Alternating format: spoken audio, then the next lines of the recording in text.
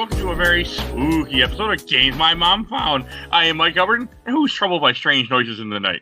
Michael K. Hughes. I just want to say I love this show. I'm excited to be a part of it. And Bill Tucker, I'm too tired to think of anything. I completely forgot we did that. Yeah, I'll explain in a second. Yay, Ghostbusters. Yay. I'm such a fan. Oh, that just seems the title, and as you heard the other Bill just say, we're covering the first Ghostbusters movie from 1984. Yep. It was more scrolling than I expected. I'm like, where is it? I know it's there. Where? So this was... No, and this will be our first spooky movie you're going to be hearing this Spooktober. We decided that we should go with something less spooky for the first movie and more spooky and odd for the second movie. Good choice of adjectives. Yeah. I mean, the best part is we recorded these in opposite order, so that's the best part, too. Sure. Because life. Originally, this was supposed to be Ghost Rider, but then Ghost Rider got taken off Netflix, and I did not want to buy or pay for Ghost Rider in any shape or form. So here we are covering Ghostbusters. And what a treat! What a good thing. This is a good thing. That was a addition by subtraction. That decision. Yeah, it was a real tough pitch. I'm like, hey, we could do Ghostbusters. Mike's like, oh yeah, we could do that. And he's like, hey, Bill, what do you think about doing Ghostbusters? And he was on board immediately. So it took no effort at all. No, that's an easy one. Easy. Which I'm good with, because Ghost Rider would have been painful. Nah, it's fine. No, it's not. It's one of those mid-2000s comic book movies, you know? They're fine. I watched it during the time of this podcast less than a year ago. It's not fine. It's not. It's rough. It's really rough. I like Blade. I don't care for Ghost Rider. Well, the first one's okay. The second one is god-awful, but we're not here for that. So... We're going to be deep diving into Ghostbusters. I'm sure we all have memories of this movie. I know none of us saw it for the first time this time, like we do a lot of times for this show. I don't think any of us saw it in theaters either. No. Not 84. Not originally, yeah. I didn't see it in theaters, though. Okay. God, at the Mall of America, they had a special screening of this one time, let's say here, 5 years ago. I was my ex-girlfriend at the time. We went there and saw this, and I remember getting out of the movie, and the person was like, "Oh, what movie did you see?" And we saw Ghostbusters. Well, how was it? I'm like, "It was Ghostbusters. It was great." Like, I'm like, what? When they do a super survey, and I'm just like, "Go!" And I kept saying, "It's Ghostbusters." So I don't think they appreciated that. But that's what happened when you ask somebody about they liked the movie that came out in 1984, and they're watching it in 2016. I liked it. That's why I went and saw it. Yeah, one of the most celebrated comedies of all time. How was it? Oh, that was terrible. Just a piece of garbage. It's probably the best Ghostbusters movie you could have seen in 2016. Yep. I've still never seen that one yet. Someday. Neither have I. I have literally no interest. I don't. It's one of those movies. I don't. Exact same thing. I can't hate it because I haven't seen it. So I only know of its poor quality through word of mouth. But I just don't have an interest. I don't need to. I have this, and I really 2 is good too. So want to see it, but I just haven't got around to it yet. It's got to be in honor of the show at some point. Maybe someday. Not now. You guys will not let me. Or one of you will not be happy with me. Nah. All right, so this movie, I had forgotten a lot of this, how it starts off. It starts off with very, very eerie music, kind of set a tone of maybe you're going to be watching something that's not a straight up comedy at first. It felt like to me in the beginning, and you have the library. Kind of tiptoes the line between comedy and not quite horror, but something akin to horror. Especially in the beginning. That I don't know, for some reason that first scene, I had completely forgotten it existed in this movie, where the librarian is walking down into the basement of the library, and she's looking around, and you see books move behind her, which I know are on a string, and and then you see like the little cards come out, and this is 2020, and I'm like, oh yeah, those cards. I'm like, well, that's an ancient thing. Dewey Decimal's gonna be pissed. I was gonna say, if 5 points, whoever can identify that as the Dewey Decimal System. I was curious if anyone would. First thing I thought of, it sets up a really the tone is the best way of putting it. It's introducing us, and it does tone a line, Michael. That's exactly what it's doing. I kind of like it's like campfire spooky. Like ghost story spooky. It's not like scary. We're not doing horror movie. We're not doing slasher film. This is going to be lighthearted tension. But all those practical effects still work. You're right. Those books are on a string. Of course they are. But they still work because of the framing and just. But you can't tell. No, and you don't want to, right? Like it does such a lovely job. And first off, I'm going to also spend time talking about New York City landmarks. because I lived in New York. I lived in Manhattan for 4 years, and I'm from northern New Jersey, so I know not a ton about the city, but I've done my time in New York City. So seeing the New York Public Library, which is that is where they're at. All those cool things I'll chat about as they come up because it's fun. Reminds me of my old stomping grounds. But yeah, no, it's a wonderful little opening, right? Build some tension. You realize what's gonna kind of get sort of what this movie's gonna be about, especially when it comes to the it's the scarier stuff or the spookier stuff. So it's pretty good.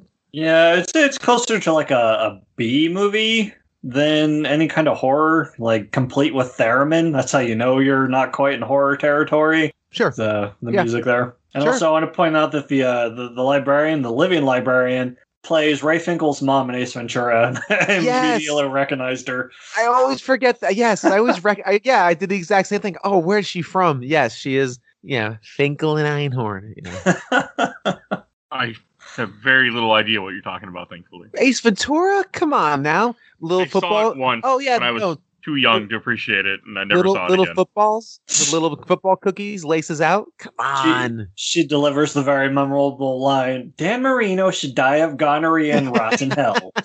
Oh, God. Not to get off topic, I have to watch that movie again to see if it still holds up. Yeah, totally. I hope it does, because sometimes they don't. Yeah, like Avengers. I watched it a couple months ago, and it's still pretty great. Okay, all right. I have to see this again. All right. Anyway, hey, sometimes movies surprise you. You go back and rewatch them, and you're like, "Hey, this is actually better than I remembered." That's right. Age of Ultron. Like Age of Ultron. Nobody's heard at this point. No one's heard this yet. Spoiler alert. Oh my. That's right. Yeah, that's a great opening, and I do like the fact. I'm sorry, Mike. You're good. I just want to say that when all those cards are being thrown out and the way she's running and getting lost, like I really enjoyed that. It's nerve-wracking, right? And libraries are really spooky places. People forget what they are nowadays. We don't go there, but they can be really spooky. Yeah. Long corridors of book. If you play Mario 64, to watch out for pianos because they'll jump out from the corner and attack you.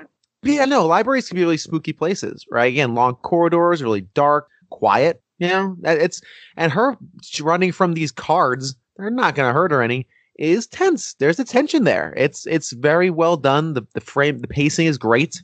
It's a very cool introduction to the scarier quote unquote elements of this movie, or the supernatural. Let's put it that way. I had completely forgotten of all this original part, and I'm watching this last night at 10 o'clock, and I'm tired. And I'm like, this is actually like kind of creepy and spooky at first before you realize what you're about to get into. If you didn't know what you're walking into, it's setting up a different movie, but it worked. Yeah. But she turns a corner and reacts to something off screen that we don't quite see yet. Like genuine fear. Which is also smart. Don't show your hand just yet. Perfect. And then you get the title card. Yep. Pretty early. Yeah, which you have to in a movie like this because not like you're going to go see Avengers for the for the third time. Like, I know what I'm watching. That actually brings up a good point I want to ask. Is this the first appearance of anything Ghostbusters related? I think so. Yes. I mean, the Ghostbusters name was something else, but yes. It was the first Ghostbusters. Gotcha. Of anything. Because there was a TV show or something called Ghostbusters that they had to get the name from and almost got sued for.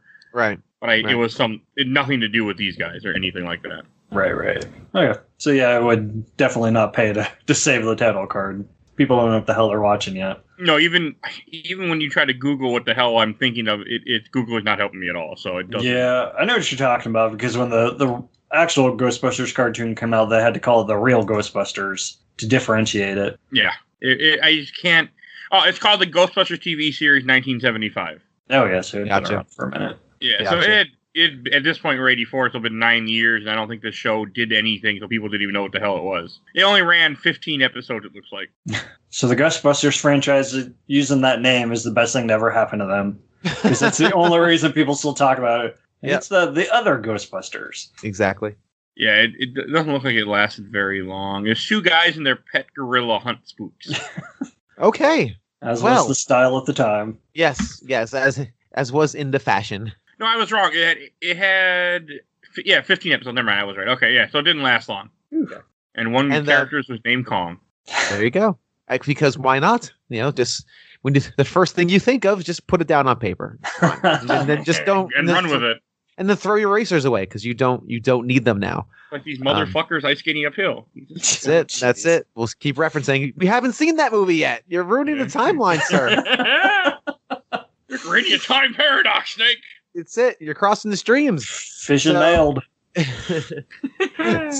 So, and also with the title screen, this is the first time we get the classic theme music, which still slaps. That's a damn good song. Damn good song. Don't.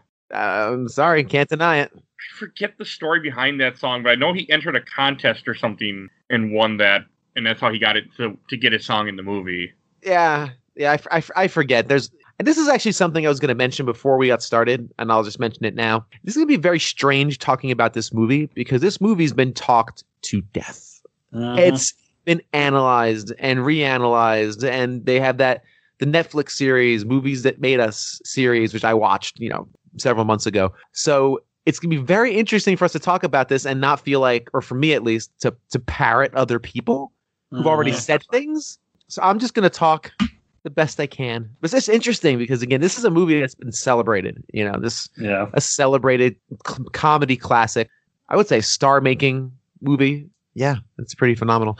Yeah. But anyway, it's fine. There's no original content on the internet anymore, so people know what they're in for. No one has an original thought anyway, right? So that's very, very, very true.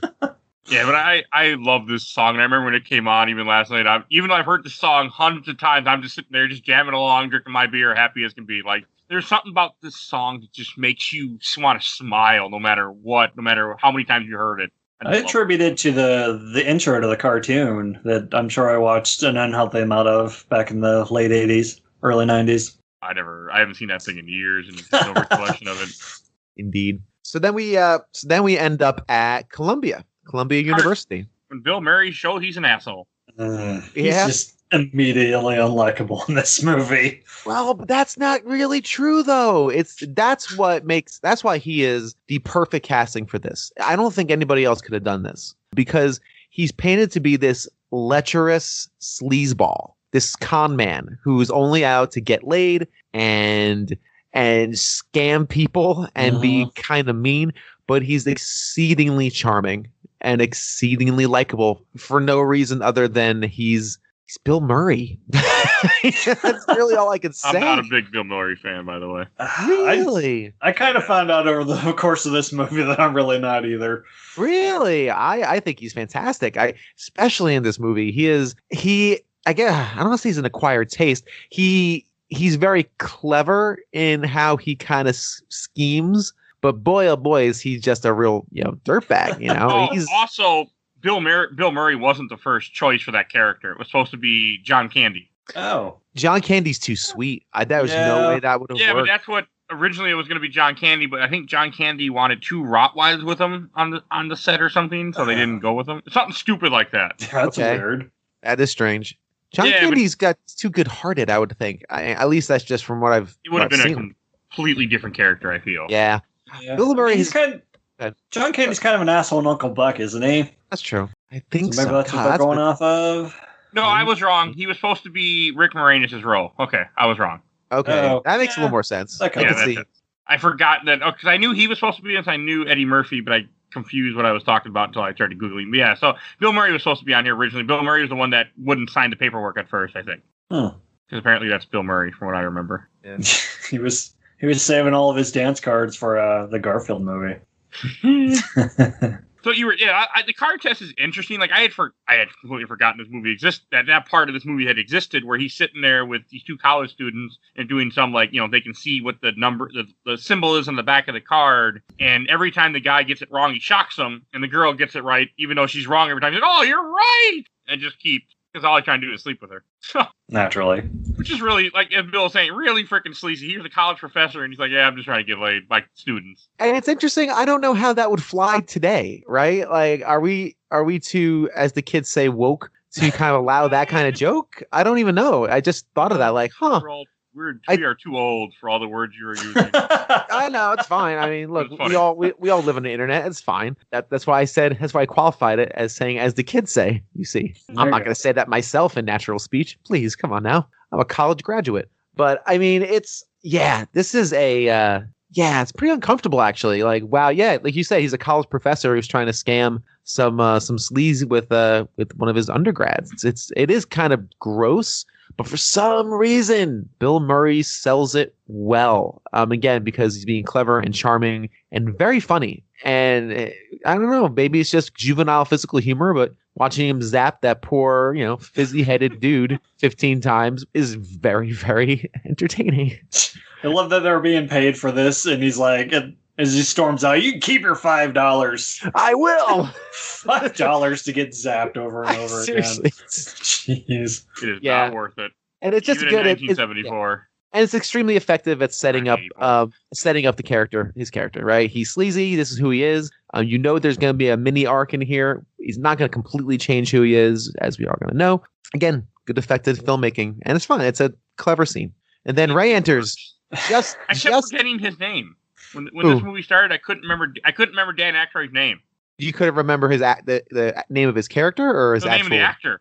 Actual name? Oh yeah, Dan Aykroyd. I was like, wait, I know that guy. And then Tiff just looks like, what? I'm like, oh, I can't remember. She's like, I'm like, oh yeah, Dan Aykroyd. Kind of looked at me. Dan Aykroyd just playing future Dan Aykroyd as a character. Yeah, basically. Actually, at that point, he was still existing. He was evidently one of the big impetuses for him with this movie was he was super into the supernatural. He's always been into this the supernatural side of things because he did write it, if I'm not mistaken. Yes, he wrote it with Harold Ramis. Yep. And that was his inspiration, his fascination with the supernatural, and turned into a comedy, I guess. But it's and exactly, it turns into now future and current Dan Aykroyd, who is officially a crazy person, but we all love him from Ghostbusters, so it's fine. It's fine. Yeah, it turned out he's a lot more nuts than you thought. He's harmless crazy. It's okay. He's harmless crazy. Yeah. He's not spouting racist stuff or being just gross on the internet. He's just crazy. It's fine. You just be crazy on your own there. So he enters, just as Venkman is ready to seal the deal, or seal as he thinks. He thinks he's going to seal the deal. Probably. You're not wrong. Just as he's about to really close in, Ray shows up and ruins everything, and tells him that they got a call about an apparition in the library, the one that we have just pseudo seen. So.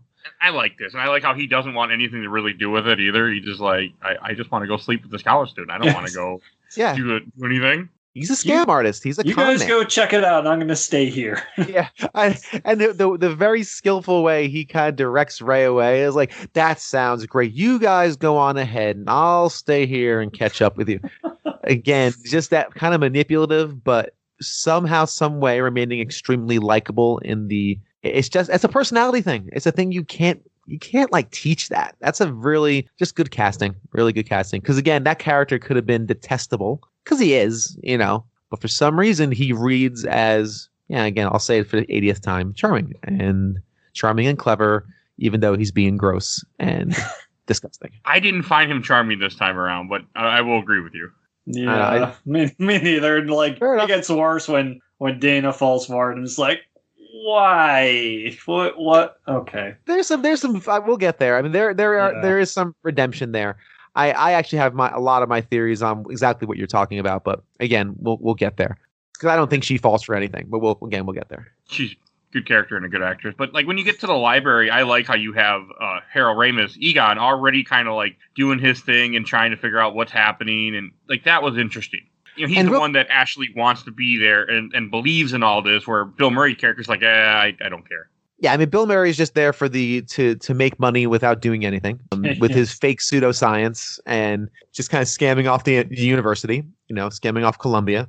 I just want to pause real quick on Ray as a character. I love his character, his earnestness, and this is where we're now seeing the three as balancing each other out. Because we have Venkman, who's the jerk, who's just in it for the money. He's a scientist. He likes science, but he's been jaded. He's spent his entire life in the academic system, so he's kind of just jaded by the whole thing. He just wants to ride it out, do his pseudoscience. He's probably interested in the things he's studying, but he's more interested in everything else. And then you have Ray, of course, which is he's the gung ho. He is fascinated by this stuff. He is driven. He is earnest and good hearted, kind of a heart of gold kind of guy. And then you have Egon, who's just the brains. He's just science, and he is almost a block of wood. I don't mean that, and I don't mean that in a bad way. I don't, because Harold Ramis is phenomenal in this. They're all phenomenal. He's like your bedrock science guy, right? So it's just they balance each other so well as like a triumvirate. And then Ernie Hudson shows up and he's kind of there, which is fine. He's just there, so he plays the straight man. He's got a straight man. Yeah, he plays a straight man. He has a couple good lines. He has a couple really very good lines. But anyway, that's what do you guys think about Ray and Egon as characters? Like you said, Egon's kind of like that stereotypical scientist nerd. He's all logic, no heart, and Ray's kind of 80-20 heart logic. Yeah. I feel like Venkman kind of becomes the audience surrogate too, because he doesn't care about this stuff, so he has to have everything explained to him. Yes, which is a good opportunity to explain it to the audience too. Right, exactly, and that's half the point. Yeah, I'm saying half the point, but that's a big reason why he's kind of so blasé about it. Like, what's this mean again? And then that, like you said, they get to explain it to everybody, including him and us.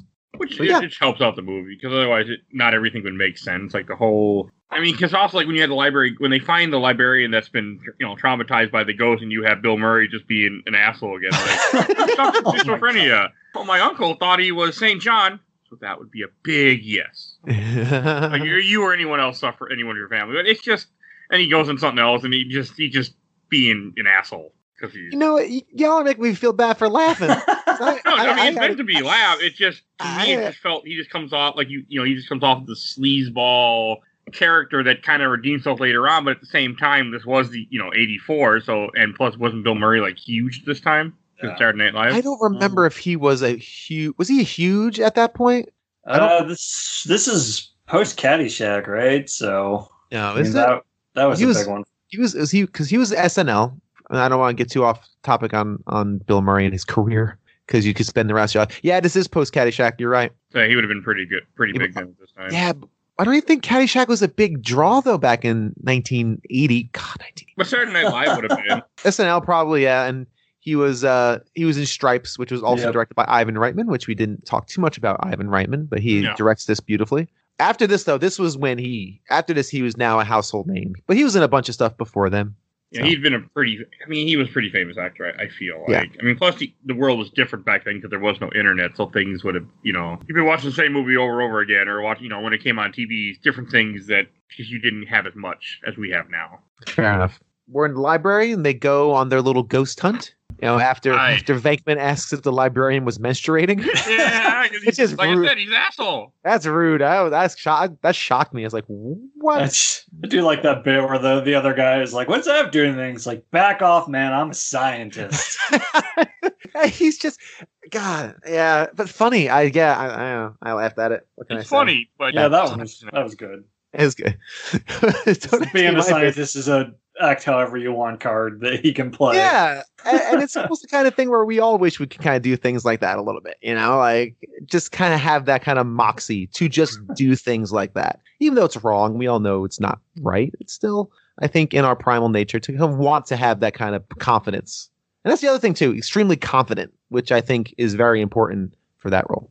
Mm-hmm. The whole part when they're going down there and they see all the goo everywhere, and I like when Egon tells Bill Murray's character to get the goo, and he just does. He's like, something about mucus, and it's funny because you can, he doesn't seem like he wants to do it, and I'm assuming the actor didn't want to do it either, quite because of things that happen later. We'll talk about when we get there. And when they first see the ghost in that famous scene where she's sitting there reading a book, and then she does, she shushes them, and then they're like, okay, we'll leave her. And then they kind of with a plan, and they charge at her to grab her because grabbing the ghost is what works. Yeah, Ray's big plan of get her.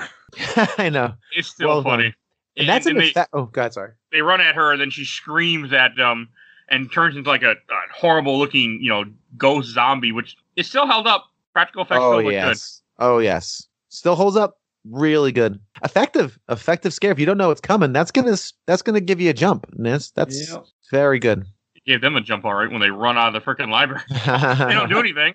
They're hired to go just to do something, but they just completely run a library, and then this scene is never touched on again until the video game, which we covered in episode 56, which leads into other parts of the story.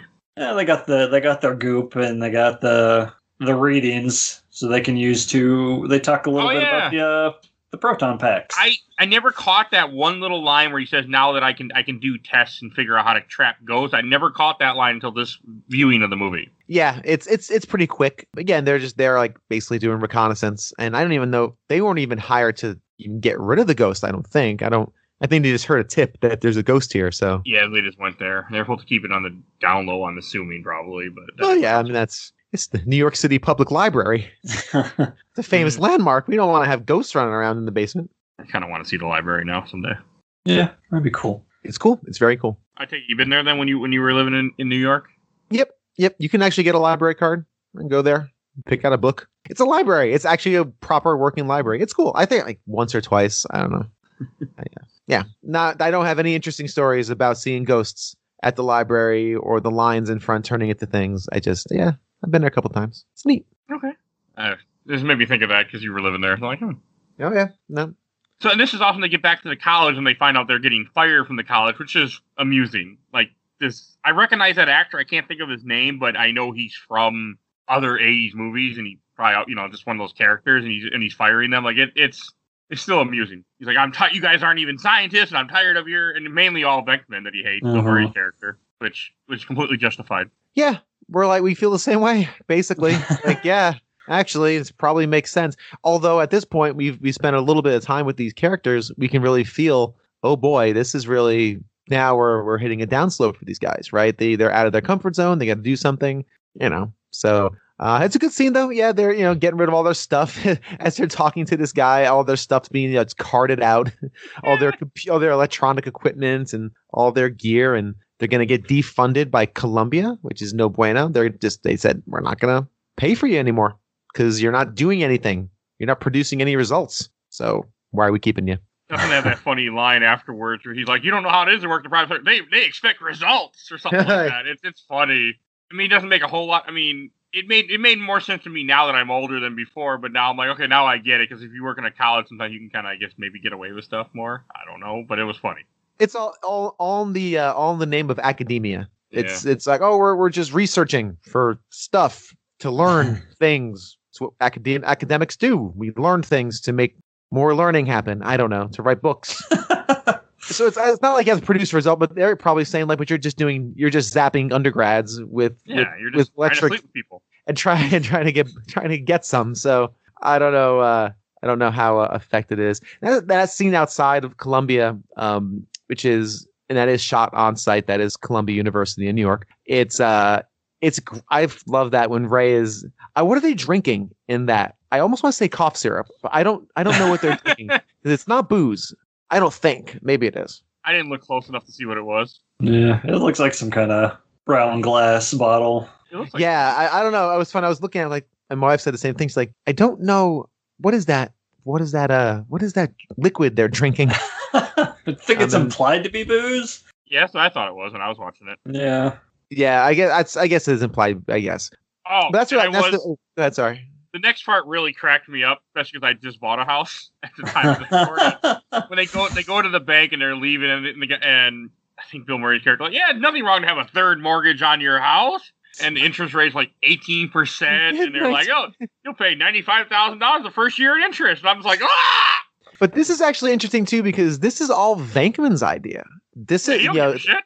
Well, but no. I'm saying just to go into business, to like start this business, right? I took it as a con man, being a con man. Like, I need somewhere to go and somewhere to live for a little bit, so we're just going to screw you over, and I'll go live with you for a bit. Yeah, I didn't read it that way. I read it more as, when he's sitting there, again, he's trying to convince them and use his skills of conning people to kind of get his way. But I do think he wanted to start like, hey, let's start a business. Let's do something for ourselves. I don't think the... Yeah, go ahead. He does have a line. I don't remember if it's now or just a little bit later where he says that they pretty much monopolize this one industry that no one else can replicate. So there's money to be made in it somewhere. Right. Okay, so maybe it's less than that. I'm just thinking of, con men who, do terrible things in this country. That's all. Because that's the only thing, and that's the other side of it too, is that Venkman, for all his faults, he still is a scientist. Like, he still has 2 PhDs. It's not like he went to, Kinko's and and printed out some diplomas and put them on his wall. I wouldn't put it past him based on his past experience we've had with him thus far. But yeah, I get that. Hey, let's Just like you said, Michael, we have experience in this thing that no one else has. He has that wonderful line, call it fate, call it luck, call it karma. I believe everything happens for a reason. And he has, as he's trying to lead Ray into this adventure that he wants to do so he can just replace his income. Really. But like you said, yeah, which is part of it. And again, he's doing crappy things to people who are willing to take leaps of faith in the wrong person to take a leap of faith with.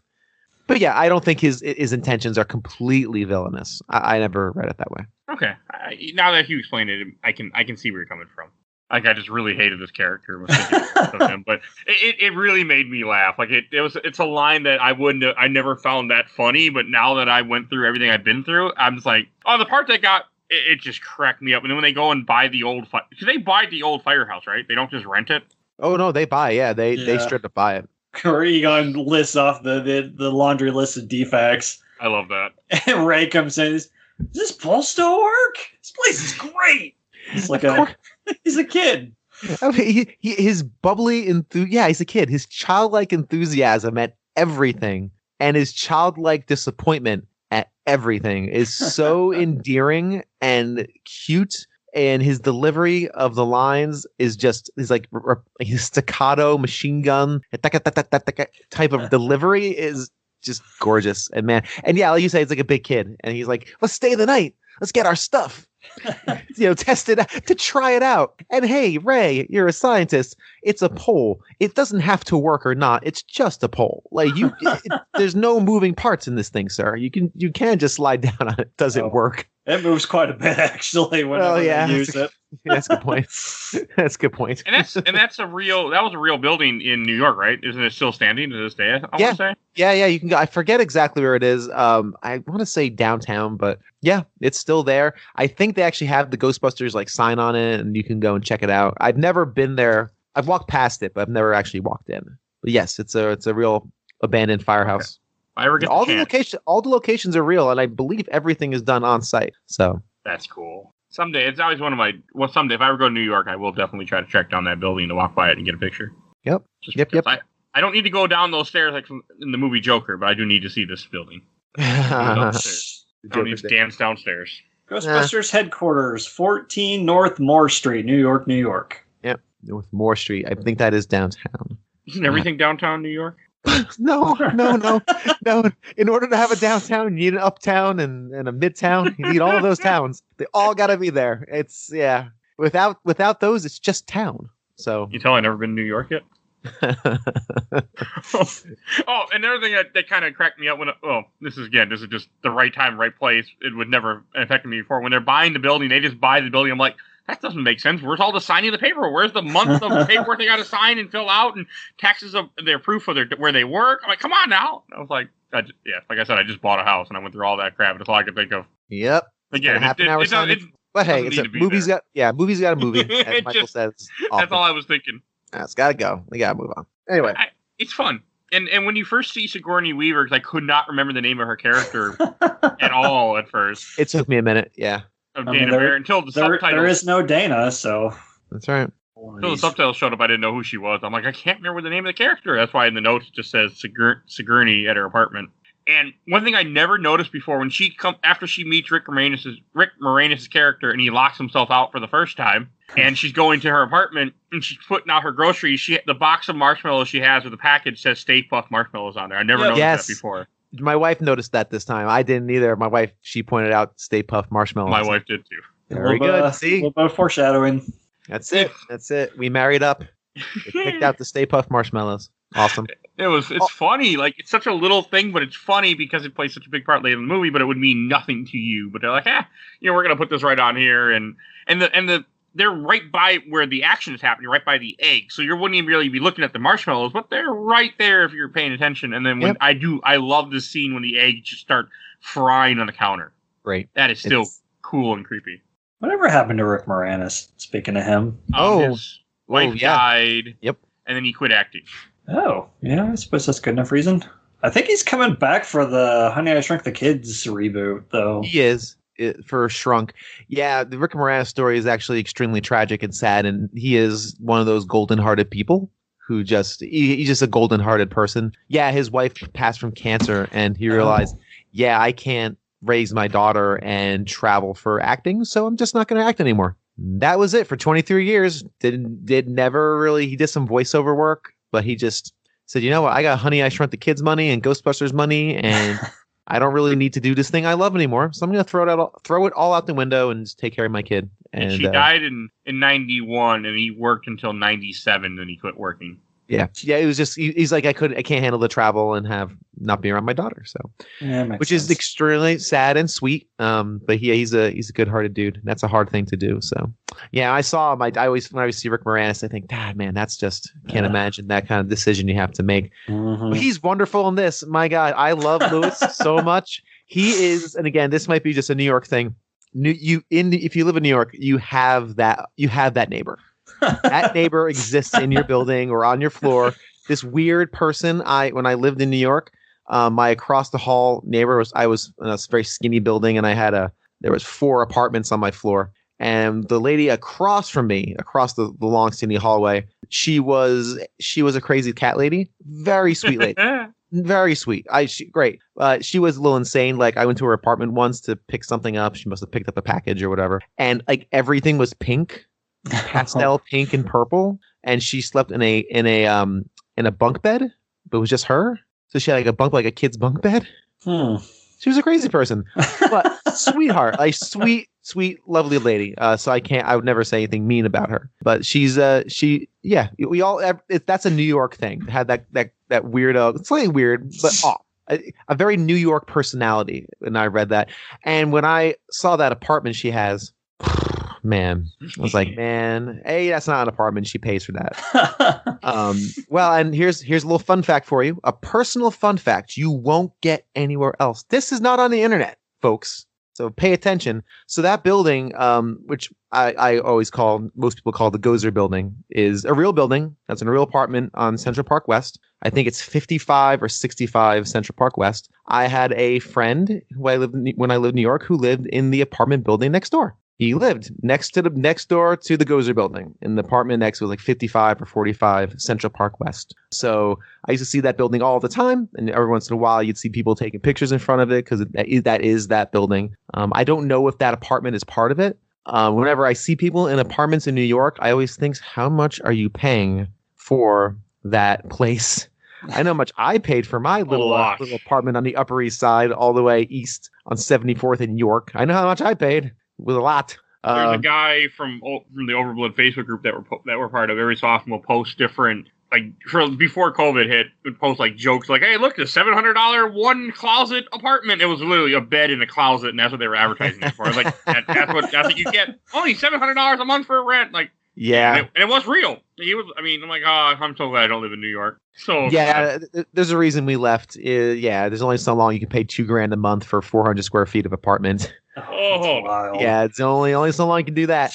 We'll put it this way: my friend, we're not friends anymore. He's a bit of a creep, but we'll move on with that. We used to go to his place, and he lived on the 14th floor of that building, which was close to the top. And his apartment faced Central Park, which again you'll see Tavern on the Green, which is the restaurant that Lewis runs into when he's attacked by the Zool dogs. And that is geographically accurate. That is where he would go if he ran out of his building and went that direction. He would run right into Tavern on the Green. We used to go there on Thanksgiving and watch the Macy's parade come by because that's where it starts in that area before it gets down to 34th Street. That's where it starts. So yeah, I always get very nostalgic when I see that. Of my old days in New York. And I can tell you right now that apartment that she is in, at today dollars, multi-millions. Let's put it this way. I know how much my ex-friend sold that place for to move across the country. I'm not going to disclose how much he paid he sold his apartment for, but put at least 6 zeros behind a number, and you can extrapolate for yourself. So I know New York's terribly expensive. Anyway, I went on a little bit of tear. I apologize, but I had to share. That's like my little fun fact, my Ghostbusters fun fact. I have a friend who used to live next door to the Gozer building. You can move on. That is a fun fact, though. It is. And for me, I guess. The real question is her apartment the nether fridge? Is that standard? Or is that just hers? No, I think you have to you have to sign something with the super. They have to install special for you. I don't think they all have that one. Rick Moranis' character is hilarious in this movie. Like, it really works. And I had forgotten that he gets locked out 3 times throughout this movie. Every time he comes out of the apartment, he gets locked out. Every time. Right. It's such good comedy. And I just realized something about his character. He never stops talking. Yeah. Never stop. It's probably his direction. It's just keep going, stream of consciousness, whatever. It just doesn't stop. It's very, very good and very, very funny and awkward. And he's great. A little tip for the listeners. Bill is talking about every building has that person. If you don't know who it is, it might be you. There it is. That's it. Just check yourself. When you're walking out of your apartment, just take a quick look around. There's no crazy people. A little self-reflection, maybe. Just saying. Oh, and then it jumps back to when they buy the car for the first time, which it's still funny when you see the hearse just pull up, and when he's like, I got it for $4,800. I'm thinking to myself, man, this is 1984. You paid a lot of money for a car with the brake pads, the brake, the transmission. You start to listen to everything is wrong with it. I'm like, you did not get a deal at all. I think I had more problems with it than the building did. Yeah. Yeah, it was a lot. And again, it's just Ray being a child and getting this thing. Ooh, look at this great thing I got. And of course, Venkman and Egon are like, oh, boy. Yeah, he doesn't. And like how he really doesn't know what he's doing. Like you have that. You have where the secretary shows up and they have, they've gotten no calls. They're open up. They have that. I don't remember if you saw the commercial yet. Yeah, it's when we first see Dana in her apartment. Oh, okay, that's when I did not write that down. Yeah, but that commercial is still funny. Oh, it's great. Yeah, it's very good. But I like how they're getting nothing. Like, nobody's calling them. They're not getting any business. Nothing's happening. And it isn't that much longer after this part when they're like, this is the last of the petty cash that we have when they're eating Chinese. So, you better enjoy it. They're already about to be bankrupt within, less than a month or something, I would say. It feels like. Yeah. It's I think it's funny is whatever Ray wants to do with the money, they have to do because it's basically his. Right. So they mortgaged his parents' house. So he wanted the fire station, so they got it. He wants the old hearse, so they got it. Yeah. No, it's funny. I don't want to paper over Janine, who's great. I love that character too. Again, very New York character. That's very kind of abrupt and get to the point. One of my favorite lines in the movie is "Ghostbusters, what do you want?" I love that. That her timing is always good. There's always a weird little pseudo relationshipy thing between her and Egon. She's trying. I think she's trying hard. Yeah, she's trying, right? That with the first time we see her, Egon, I guess, is fixing something underneath the desk, and it certainly looks like something else was going on. And she, of course, coyly plays it off, right? She is trying. Handy. Yeah, very handy. So I like her character. I think she's very good. And I don't know, I can't remember the actress who plays her, but Annie Potts. Most people probably know her as Bo Peep from the Toy Story series. Yeah. Okay. Right on. Okay, I forgot about that. Cool. I didn't know that. One or the other, I'm not sure. I guess most people probably know her from this, but secondary, Bo Peep. No, Bo Peep, she's just a voiceover. Yeah. She's in 2 movies. So, and then this is also when Sigourney or Dana shows up to the Ghostbusters place, and again, right away, Bill Murray's just being another sleazeball, too, because he's talking with her, and then, they don't believe her at first, and they're like, well, she thinks she's telling the truth. She's like, I am telling the truth! And Sigourney Weaver's always great. She's such a great actress. Oh, yeah. And then when they go to her apartment, and I like how there's one part where Venkman's like, I'm going to go, I'll check your bedroom, nothing's happened in the bedroom. Well, you can't be too sure. It's just like, God, you are a sleaze. Yeah, in it for all the wrong reasons. I do want to say how good Sigourney Weaver is in this movie, and what a great character she is, because she's not like this helpless damsel. She picks up on his sleaze pretty quick. She's wise to him early. But and what you guys are saying, there's some scenes where she kind of fell for it. I think she was actually fine with it.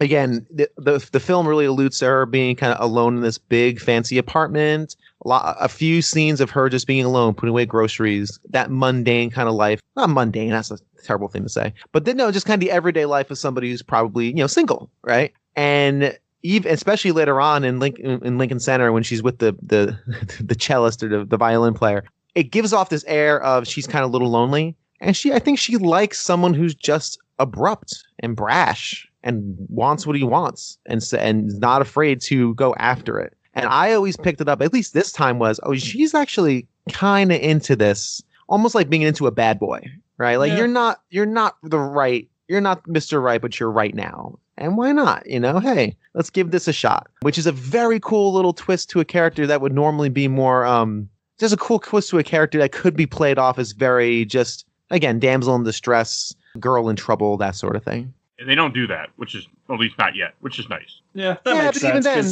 then, go ahead. Sorry. Go ahead. No. Like you said, she's talking to the other bandmate later, and he's just this very stiff, boring guy. So Venkman's probably a nice change of pace for someone with confidence, like you said earlier. It's different. Yeah, I can buy that. I can see where he's going with it. And this is also, and there's that part where Venkman's walking around with whatever the hell he has, and he's like doing reading. She's like, "What are you doing?" He's like, "Sciencey stuff." Like he's not doing anything. He's just being a con man. Looks like what do they call it? A fumigator? He's just spraying for weeds. Yeah, and then when they go when he opens the fridge, because that's where she saw Zool and stuff, and he's like, "Oh God, look at all this junk food!" And it's just, and you see the cans of Coke like right in the center, advertising Coke, and I'm like, oh. Yeah. I'm like, oh, product placement. You actually eat this stuff? All this junk food. But you know what? So in the movies, I did kind of want a Coke when I saw that. I was like, I could go for a Coke right now. So it worked. I didn't get a Coke, and I won't buy a Coke most likely, but I did think about having a Coke. Yeah. Whatever she's eating is doing good for her because she still looks great. Yeah, right. It's amusing. And then also when he leaves, this is when you have Moranis get locked out a second time of his apartment. Yeah, because he hears the door shut, so he assumes it's her. So he comes out. Yeah, as if he's always by the door waiting, like just listening for that. Oh yeah, like there's a part later on where she's walking by and he has a party going on, and he just pops out like the moment she's all being quiet. You can hear the music. He just pops out like he just like. I didn't think about that. Hey, he's just waiting for her. Yeah, because at that point she's even like tiptoeing, trying to be as quiet as possible. The guy's a little. As Bill said, you always have one of those people in your apartment building. I mean, I don't have any here, and I don't think it's me because I could give a shit about other people in my building. But I do know my mother-in-law lives in an older building for 65 and older, and they know everything that's going on in that building. Everything. They were talking about. Oh, your daughter and son-in-law have been showing up a lot. We don't see anybody when we come, but they see us. They're always watching. Like it's funny. Like they'll say things to her and she'll be like, "What?" And you just realize, I guess you get to a certain age, you got nothing better to do but watch people. They just sit in a room like the architect from The Matrix, just surrounded by camera feeds. So that always means, but yeah. And this is also when they go back to the headquarters, the firehouse, and they get their first call, which ends up leading to the hotel. That hotel is another famous place from New York, right, Bill? Sedgwick. I'm assuming. It's definitely a name I've heard before. Yeah, I don't know. We lost Bill for a second, it looks like. So I'll just talk. When you get to the hotel is interesting. Like, I like it. They get the call, and they're like, oh, you got to be discreet. And, of course, the moment they get in, like, we're here to keep some ghosts. Like, anybody see any ghosts? Yeah. Sorry, I had Oh, you're good. I just didn't notice right away. I'm like, oh, yeah, he's muted. Oh, he had to step away for a second. Yeah. So the Sedgwick Hotel, is that a real place? I don't remember which hotel it was. So I don't know. Did it have a name or? It's Sedgwick. Sedgwick? I don't know. I've never heard of it, but I'm sure a quick. Really, there's no way I'm going to be able to spell the word Sedgwick. How do you spell Sedgwick? I don't care. Gewick, Sedgwick. I don't know. Ghostbusters Hotel. It sounds like it might not be real, though. Or maybe, I can't tell. No, Sedgwick, image of Sedgwick Hotel, New York. It's real. Yeah, the Sedgwick, okay. I love that I Googled Sedgwick Hotel, and the first thing come up, there are like 3 different Ghostbusters links. Yep. That tells you what the hotel's famous for. Yeah. It's evidently a 5-star hotel. Where is it? I'm curious now. Well, I won't take up time on the show Park to find Avenue. out. Wait, no, that's IDW. Let's find out the real word. God, that's weird. When you search something, you didn't think it would be. It's in Albany, New York. Does that mean anything to you? Albany. Okay, 17971 Route 22, Berlin, New York. Does that mean anything? That means it's 5 hours away from Manhattan. That's what that means. Okay, so it's not in Manhattan, apparently. No, the Sedgwick Hotel is a 5-star hotel located in Manhattan, New York. Okay. That's not Albany. I can't figure this out. And also 2 other places at the same time. He's not wrong. Everything that comes up is Ghostbuster links. I can't get. And I mean, it looks like a real place. Like, a real place where they filmed this, but I can't get anything. Because all roads lead to the Ghostbusters Hotel. It can't be in Albany. Like I said, that's a hike. They had to go north. Yeah, all the links that first come up are all Ghostbusters stuff, and the things that come up are the Ghostbusters video game. Funny. Like, I want the real thing. Oh, there's got to be one in Manhattan now. Oh, that's really funny. Yeah, no, Albany is the capital of New York, and it's about 5 hours from Manhattan. So, like, I found images of it, real images and Ghostbuster images. I can't find anything that is helping me say where it's at. I'm just getting different names of cities. All right, I got you now. Go ahead, I got the Ultimate Ghostbusters Map Guide to New York City, and it lists every landmark except that one. Yeah, it's not real. So, okay. The Sedgwick is fictitious. The scene was actually shot in Los Angeles at the Millennium Bitmore Hotel. Gotcha. Interesting. Learned something new today. That would explain why nothing's coming up. Yeah, I guess. Yeah, so it's not a real place in New York.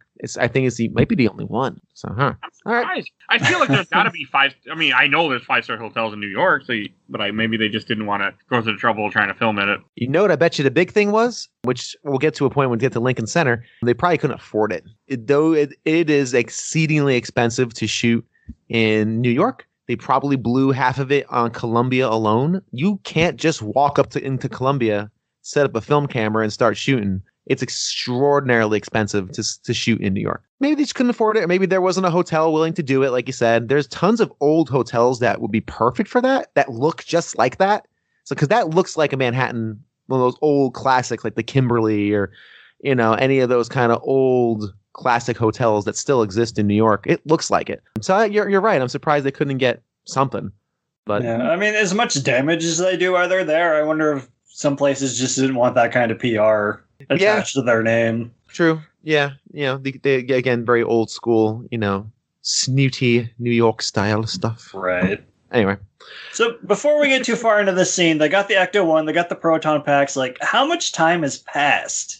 Like, granted, they're not doing any actual work, so they have plenty of time to focus on this stuff, but the car alone would take weeks to get in that state, you would think. Yeah, I would agree with that. I would say maybe a month. Yeah, that's probably fair. I mean, I wouldn't say too long. I mean, they have a commercial, they have stuff going on, so only a couple months is all I could think at most. I mean, to me, it felt like a month had passed, or a couple weeks. I would say at least a month just to assemble that sort of stuff. Yeah, just to get it together. I can buy the fact that they can get these things together quicker because they've been studying this for years. Yeah. So they know the science. Yeah, they know the science already. Like they already kind of understand what they need. They just got the final with that, the interaction with the whatchamacallit. Well, actually, no, we're going to get the final interaction when we interact with Slimer. With the interaction, they've got more information. They've got more data than they never ever had. So things are starting to link up for them on the science side of stuff. So it's a long time to keep Dana waiting for some kind of contact to get back to her. Seriously, yeah. Because the car is still in a state. Because when she first walks in, Ray's working on it, and now it's fully functional. I didn't catch that. That's kind of funny. But yeah, back in the hotel. This is when I do love that elevator part when they're in the. I didn't catch this before my other previous watches, and they go in the elevator. They're like, we have an unlicensed nuclear something on our backs, and you just see the other, like Egon, the other guy, just step like up against the wall. They're like, really? If it's you're done anyway. Like, it doesn't matter. Yeah, like wrong. Even before that, before they even get on the elevator, the guy waiting. Like, what are you, some kind of cosmonaut? No, we're exterminators. Someone saw a cockroach up on 12. Must have been some cockroach. It'll eat your head. It is pretty going up. I'll so wait for the next one. I love that guy. It's just a fun little exchange, nice little comedy beat before we get into something a little more quote unquote serious. Because again, now they're stalking. Where the movie's slowing down its pace a bit. Right, we're upstairs. The first thing they do is shoot the maid's cart. One of my favorite parts of that too, my wife picked up on this as well, is that as he's walking away from the cart, you see her in the background trying to put out the little fire with her spray bottle. I missed that. Oh, it's so good. It's very funny. You see in the background. You don't notice it unless you know to notice it. Clearly, I like a lot of this because they're clearly not good at this. Obviously, it's their first time with these nuclear photon accelerators on their back. And the technology isn't great because it's just like these wavy lines, so it's clearly not refined. They feel homemade, everything that they're carrying. And again, they're just not good at this, right? They're just, in the end, they're just three scientists. And as one show I like put it when they did a huge thing on Ghostbusters was, this is really about a movie about three people starting a business. It's really it's what it is for half of it at least. It's just they're just starting a business and the pitfalls and all the problems and the ups and downs. It's kind of what this movie is for the first half of it. It feels almost mundane, and we'll get to a point later on where it feels mundane. But this is great. This is excellent. This is kind of cementing them a bit of as a team. You know, they're apart, right? Each one's got their own section of the floor to do. Split up. Yeah, we can do more damage that way. Yes, we can destroy more things that way. Stalking Slimer, who is pretty gross. I forgot how I'm so used to the real Ghostbusters cartoon where he's adorable. He's not adorable when he's eating the first time you see him. No, not at all. No, he's not pleasant. Remains unpleasant, but it's awesome. It's they're causing some damage. So now you're seeing firsthand what these proton packs will do, right? They're not pleasant. These things are in, nuclear weapons on their backs. God, they can't aim. They can't aim. They don't know what they're doing. They physically can't handle this, their sticks, they can't handle them because they don't know what they're doing. It's great. And then they'll go through this period. We got some sliming going on. It's the first time the term "I got slimed" is coined. It's still funny. It was still funny when Bill Murray gets slimed. It's very good. Second time he's had goop on him in the movie. That's it. He's gooped, and he'll have a couple more moments of goop on there as well. A couple more goop moments. Yeah, but not. Wait. Yeah, I have a question when we get to the final scene with the goop. Yeah. But I think I have an answer for that, but we'll get to it. Okay, like the Peter gets slimed was pretty damn funny though. Like I did laugh at that when he goes in the banquet room, and I love this part. They go downstairs like, oh, Slime went in the banquet room. They're like, we gotta go in here. Well, they lock the doors, and they're like, okay, and you have them trying to catch Slimer, and then all of a sudden you have the guy be like, everything will be fine. Your room will be ready for your party as soon as your guests arrive. Crash. The shot right after that when he says it to the lady, your room will be ready, whatever, for your party. The next shot is them tossing a table to the side and glasses. They're making room for the trap. And what's cool about this too, from a character building standpoint, is at first you had them all separate, right? Separate rooms doing a separate thing. Now they're coming together as a team, right? Naturally, they're now in one room in the ballroom. They destroy the place. I mean, just the chandelier broke my heart. Yeah, the first thing they do is take out the crystal chandelier. Yeah, that's probably been there since 1920, right? Just take that out. Don't need that. And then you get to see them work together. You learn about the streams at this point. Don't cross the streams. Every atom in your body will explode at the speed of light. Okay, you could not make that more clear. Don't do this. That's the movie really saying, pay attention, kids. Don't do this. It's great. It's so funny. Some really good comedy beats in there. And they get Slimer. They finally drag him down into the trap. They ensnare him in said trap, and they catch their first ghost. Love the design of the trap. So good. Phenomenal. And I swear that was a coaxial cable sticking out of it on the left-hand side. I was looking, I'm like, that looks like a coaxial cable. And I bet it was. Like, it was like, yeah, this worked out perfect for the prop. Like, it's, I don't know, that's all I could think of. Did anyone else have the toys of this stuff as a kid? I had the real Ghostbusters stuff from the cartoon. Right. Yeah, it's brighter colored and whatnot. Yeah, I had the entire set. I had my aunt, for some reason, I don't know how she got her hands on it, but she got her hands on the entire collection of Reel's Ghostbusters stuff. And I liked the show, but I wasn't like a super fan. I had every single figure and ghost and accessory and everything. I had. Awesome. And it's probably still sitting under a bed somewhere in my mom's house, I'm sure. So no, my brother and I had the trap and the proton pack, and I think we had the EKG meter.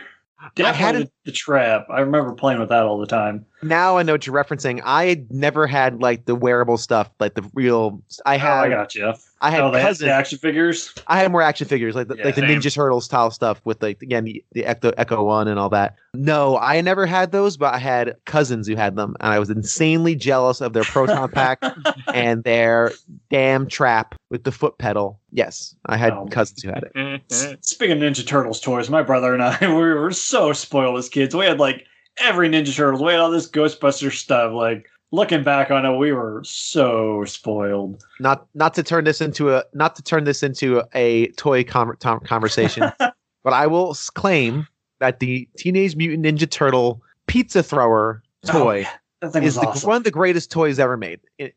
One of the greatest. Those things were hard. They fired them fast. You could take out an eye with them. They were wonderful.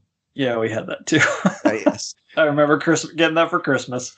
Anyway, Anyway, back to the Ghostbusters. So yeah, they snare they charge the hotel manager their $5,000 fee, which sounds nowadays kind of reasonable, but back in 1984, I'm sure that was like double that in inflation, easy probably. Oh, yeah, a lot of money. I love his rationale. Oh, we can just put him back. It's fine. You don't want that. No, please don't. And because Egon going to wipe his face and then just kind of holding up the forefingers like, that's 4,000, another 1,000. They have no idea what they're. That's the best part. They have no idea what they're doing. No, they're just making it up as they go along, and because of that, they become celebrities. Yeah, they caught a ghost, and I guess word gets out, and they become successes. It's a great little montage of this is, I think, yeah, they have the great little montage.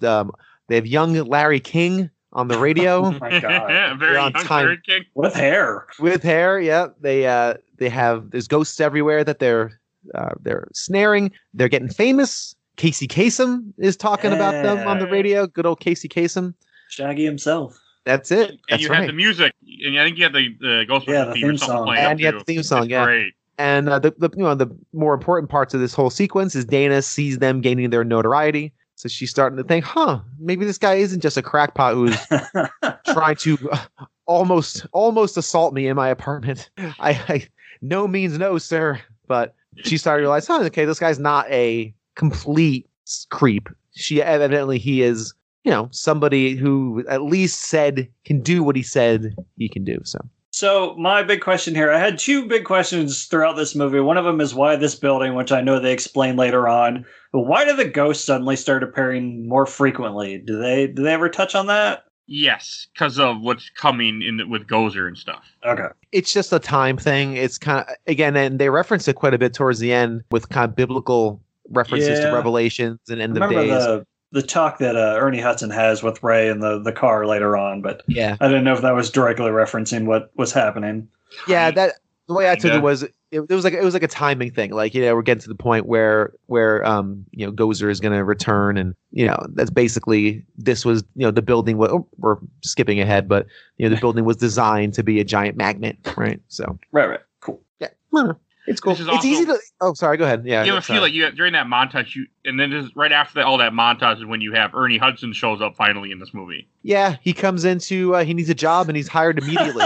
Which is like an hour into this movie too. Like I had forgotten he shows up that late. I know originally he was supposed to be way earlier in the movie, but he comes so late in this first film. Yeah, I mean, the timing works because, like we said, they're picking up business, so they need someone to help out because it's. It's the same scene where Janine hands him a list. She's like, this is tonight's work. And it's just like this paragraph, things they have to go out and catch. So it would make sense they need more help. Yeah, I like Ernie Hudson. Actually, fun fact, I've probably said this before on the show, but I'll say it again anyway. It's been a while. I actually got to meet Ernie Hudson once. Oh, yeah. So he actually lives here in Minnesota within the Twin Cities. And I was at where I work, and he comes in my store, and I was like, and he goes in line. I'm like, that's Ernie Hudson. And I started talking to him, and I'm like, and I forget he was doing. I forget what he was doing. I'm like, how can I help you, Mr. Hudson? Because again, I recognize him right away. So I just called him by the last name. I'm like, I didn't want to call him Ernie, so I don't know. I'm like, I'll call him Mr. Hudson. So I just started talking to him. Real nice guy, and I kicked myself that I wanted to get a picture with him, but I knew that my boss would not have been okay with me doing that at the time. Other bosses wouldn't have cared, but my current boss at that time would not have been okay with it. That's a professional thing. Yeah. Well, yeah, he would have been. I mean, Ernie Hudson seemed like he was the kind of guy you could ask him. He'd be like what I've seen, because I'm part of Facebook groups. I've seen people that had met him at other places and got like he's nice enough that you can ask him, he'll do it with you. But it was more of just. From what I understand, Ernie Hudson will take a picture with anybody because he desperately wants people to remember he's Ernie Hudson. See? But it was funny when I was talking to him, and he was telling the story. He's like, he'll people come up to him like, I recognize you from some. You look like you look like that guy. He's like, I get that sometimes. He'll just say that and walk away. Like he won't tell them who he is. He'll just if they don't know. That's fun. You look familiar. It's better than what Bill Murray does. There's stories about him walking up and taking food off of people's trays and be like, no one will believe you, and just walking away. That's such a Bill Murray thing to do. Yeah, but, he's. It was super cool. He was super friendly. I never ran into him again, but it was like a real cool moment that I got to meet Ernie Hudson. And he's never come to a convention in Minnesota. Like, he lives in Minnesota, and I've been to many conventions before COVID, in the last 5 years, and he has not been to one yet. Like, I really want to go pay to meet him and get his picture with him, the convention way, but he hasn't been to one. I'm like, he was in a convention in Florida, but nothing here. And I'm like, why? You live here. But I guess he doesn't care enough. Yeah. Very interesting. Here's my rant.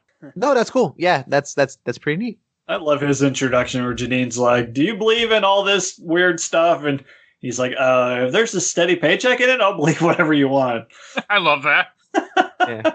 And I really love how this is the scene where everything is now turned. The business is successful, like you've said, and it's now mundane. This is not exciting anymore, right? They look at that list like, oh, great. What, two more free roamers or whatever they called it, whatever they called the ghost name was. This is now mundane. This is a job. This is a business, and they need help, and it's become routine. And I love that about this because, again, these guys aren't superheroes. They're just a couple of schlubs who have a business who happen to be like they said in the beginning.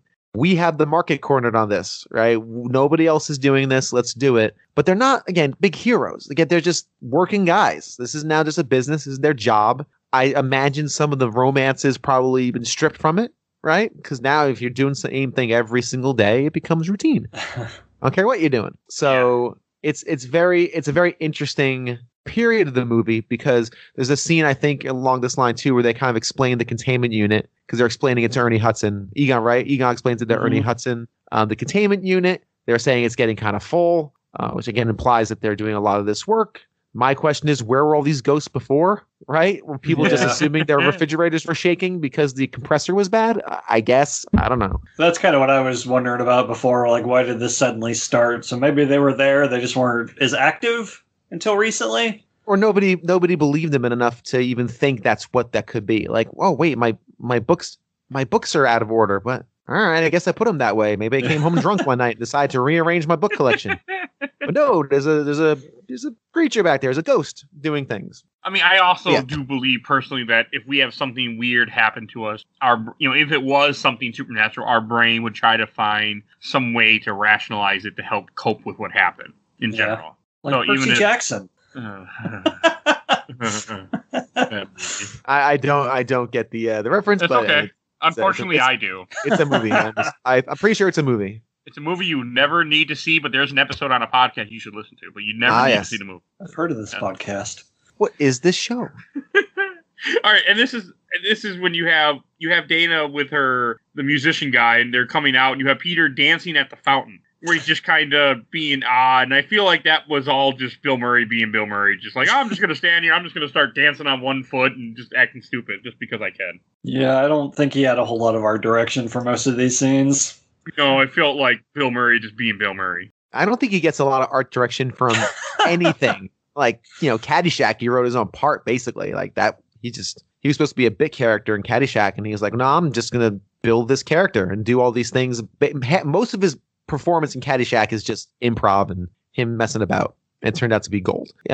So this scene's great. Again, this is kind of her. We're seeing a connection developing. I never catch like a love interest. I catch it slightly romance, but also intrigue. Obviously, he's attracted to her. She's probably attracted to him in a weird way. Probably not in the same way. But I like this because it's showing, a connection, right? Something growing, a relationship building that's a little different than you see in a lot of movies because it's not adoration. Is that right? Half respect. Like almost, she kind of respects him. He's a scientist, but and he's somebody kind of famous now. He's on and TV. He's famous. Mm-hmm. And he's famous. It showed that they're legit people. They're not just con men. Right. Like at first, what she thought when she first met him, like it gives them. So I would say, I think intrigue's a very good word. Yeah, and amused, maybe interested, but I don't think any romantic gotten there yet. And I still think she probably finds something, very, very, I'll say, very sexy about someone who's that bold and confident, who's gonna just like dance around the middle of Lincoln Center, or just check out her rehearsal. Like, how did he even get into her rehearsal? Well, he's famous now, but but still, you have a point. Right? Like, I'm just gonna do that, and he's gonna be direct, and there's probably something very attractive about that. unlike the stiff that she's walking out with. And I like that juxtaposition because that guy's probably who she should be attracted to, right? World famous musician. They have similar interests. They're in the orchestra together. They have opportunities to interface on a daily basis. But no, you're boring. You're standard. This guy, this strange dude who went to my apartment, pretended to find ghosts just for the sole purpose of trying to seduce me. That takes some cojones. That takes some guts. So I really think I love the way her character builds, because again, she's not a damsel. She is in on it. She gets who he is, and she's okay with that. She's like, oh, you know what? I can deal with that because there's something about this guy I really dig.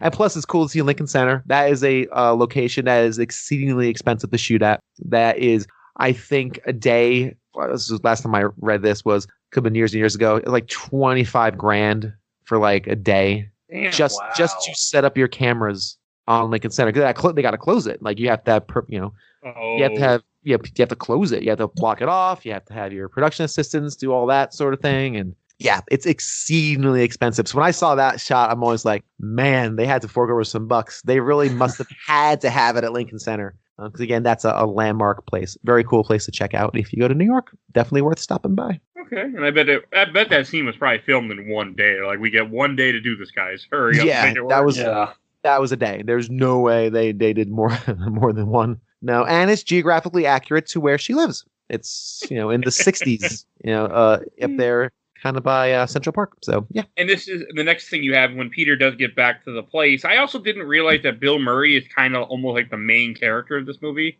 It didn't dawn on me back in the day. Yeah, I kind of picked up on it. I was finding that I wasn't really into his character. I'm like, he's kind of the lead. He is. I mean, it should be Dan Aykroyd, but in this first movie, it really is Bill Murray. Oh, yeah. No, that's... I mean, to be fair, he is the most interesting character. The other two are kind of one note. They play to that one personality type. But he seems to be the only one that's got some depth to him. And this is when Peck shows up and he's waiting for Peter when he gets back to the firehouse. And I know this actor is known for playing this asshole in this movie, and I remember in the documentary that I watched, that I was going to rewatch for this episode but forgot to. He was hated for a long time after he did this movie because people were like, "You're that asshole in the Ghostbusters." They did go chase after him. I kid you not. My wife last night when we were watching it said, "Does that guy play an asshole everything? Like, is that his thing? He just plays assholes?" Yes. I don't know. I'm like, honestly, I don't know. I recognize him, but I don't know. It's just funny you said that because that was my wife's thought. I think he's like the asshole guy, right? Like he just plays jerks. He's like, oh, that's the dangers of typecasting. That's it. Hey, listen, but you know what? Actors got to work. So hey, listen. I'm looking at his movies right now. I can't remember anything. I don't know him. I haven't seen most of these movies, but I wouldn't be surprised he played an asshole a lot. Well, he's fantastic in this. He's a tremendous jerk in this movie. So it works out well. And I like this where it's all about where he's trying to get more information and Bill Murray's kind of being stupid about it. Like, oh, where do you contain the ghost? Like, oh, right here. Like, all you had to say is off site somewhere else. All you had to say is but you give him information that you shouldn't be giving him because he's asking in a way that you don't recognize what he's really up to. Yeah. So I thought that was interesting. To me, because anytime, in my opinion, if you're ever in a situation like that, depending on who you're talking to, you might not want to admit certain things. You might want to be like, I don't know what you're talking about, sir, and just play stupid. That's always come to my head. But it's an amusing part. Yeah, I saw it really as his brashness working against him. Okay, that's a good way to put it. He's like, what are you gonna do? I'm Peter Venkman, dual PhDs. Look at the wall. What are you gonna do? Peck even says later that it's like, I just want information. You want to be an ass about it, so this is how we're gonna do it. He's right. He's literally right. He's like, I just want to see it, and because again, they know they're not supposed to have it. They could have worked something out. They probably would have been like, all right, look, you guys can't have this. You need to get some permits. Let's figure it out. But Venkman being Venkman, just basically told him to go screw. So he's like, fine. I have no problem getting a court order. That's easy enough. Shuts them down a little bit later. But and this is when it jumps to the roof of the apartment and you see, and I remember when I was a kid, I thought the scene was so creepy when you see the statue of the dog come to life. Yes. Mm-hmm. And I didn't catch this before, but when they show the roof of the apartment, because this apartment building only has 20 floors. It doesn't have, most of it is all fake. The roof is all fake. But now that I know more about filmmaking, it's a matte painting that you're looking at one point, which is a normal thing in the 80s. And I just I didn't realize that until the last I was an adult. And I'm like, realize how much time things are matte painted that they then film the painting and you think it's like, something else you're looking at. You're just looking at a painting. Yeah, the effect always works. I love I really do like that. It's a timeless effect. The artistry in that kind of style of art, matte painting and artwork like that is just, it's great. And it works. And that scene still holds up. It still looks good when the lightning and all that stuff is, the roof, like you said, it's all that, everything above the 20th floor is made up. Hey, that Bill get the joke. That scene holds up more than seeing Blade jump off light fixtures in Blade 2. I know yeah. This holds up better than that. Yep, sure does. I know you know what I'm talking about. We'll watch it next year probably, but oh god, that scene has lived with me in infamy. It's just so bad CGI when he just goes flipping off a thing and you just like, oh, this wasn't necessary. Yeah, not great. Okay, enough of that rant. But and then you see Moranis get locked out again. We skipped over the Twinkie talk. Oh, yes. Yeah. The big Twinkie. That's all you. Well, it's just Egon's kind of painting the picture of how the rest of the movie's going. Like, bad things are about to happen, and he compares it to a giant Twinkie. And Ernie Hudson says that's a big Twinkie. And that's the scene they use in Zombieland when they're watching Ghostbusters. Oh, really? Okay. It's a very good illustration. Again, this movie is very good about showing us, teaching us stuff, and giving us plot points that we need to know in very clever ways. And this is extremely clever. It's basically telling us that the saturation of paranormal activity is reaching a dangerous level. Like there's like something's going on, like the ghost level's going up. And also that kind of explains why they have so much business now, because this is kind of literally that dead rising because of the coming of Gozer. And he's basically saying, like, again, like you said, the Twinkie, this would be a Twinkie that we, 35 miles, whatever, how many miles he says it is. And it's a very good illustration. So it's a cool moment. There's like a straight up horror moment. The part when Dana gets to her apartment. She gets down, she's in her apartment, she's talking to her mom about how she has a date tonight, with one of the Ghostbusters, I gotta let you go. And she sits down in the chair, and you see like this light coming from the kitchen. She looks at the kitchen, all of a sudden these hands like burst out and just grab her. And it is just a straight up horror scene when those hands are holding her as the couch is pulled, or the chair is pulled into the kitchen. It's not great. It's creepy. It's also the second hand completely cops the field too, if you didn't notice. Yeah, it does. It does. That's fantastic. I mean, the pace again. This movie. You could probably put this into a college course about pacing, how to pace and frame a movie. Because again, the pacing's great. You have something mundane that's happening. She's talking to her mom, talking about something that's pertinent to the plot. So it's not just gobbledygook. She's talking about her date with Peter. You're learning that she's kind of interested. Like she's almost coy, right? Like, yeah, mom, I have a date. All right, I know. So she's clearly excited about it. She refers to it as a date, which breaks Lewis's heart, by the way. Poor Lewis. Okay, you can bring her by, and you guys can come by later if you want. We'll still be here eating our shrimp cocktails and our Nova Scotia salmon. That's a pretty good impression. It's not bad. So thank you.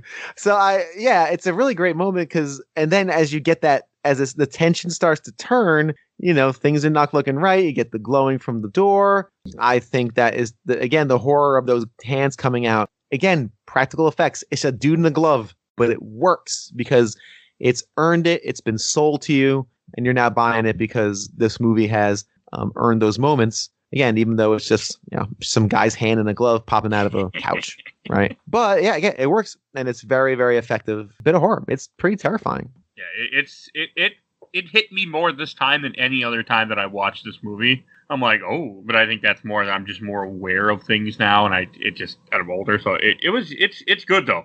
And then when you go to the party, God, like you were just bringing up the joke about the Nova Scotia salmon, and then this guy like, oh, I got that for a deal. It's normally $25 a pound, and I got it lame ass.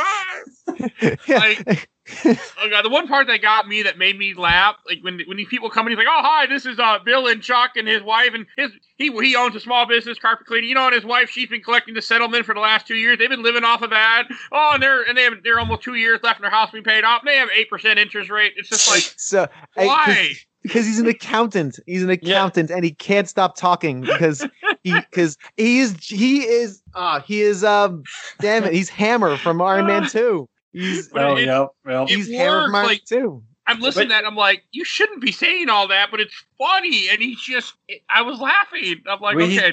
He says at the top of the party scene that he's writing it off as a business expense because he hired clients instead of friends, or he invited. Yeah, he invited.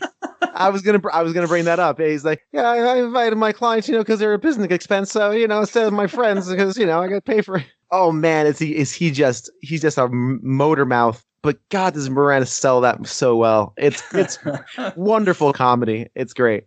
Oh, like the part I like when he throws the coats in the room and he doesn't even notice that the dog is in there, and then he's like, "All right, who brought the dog?" Like it's just, that's great. And now funny.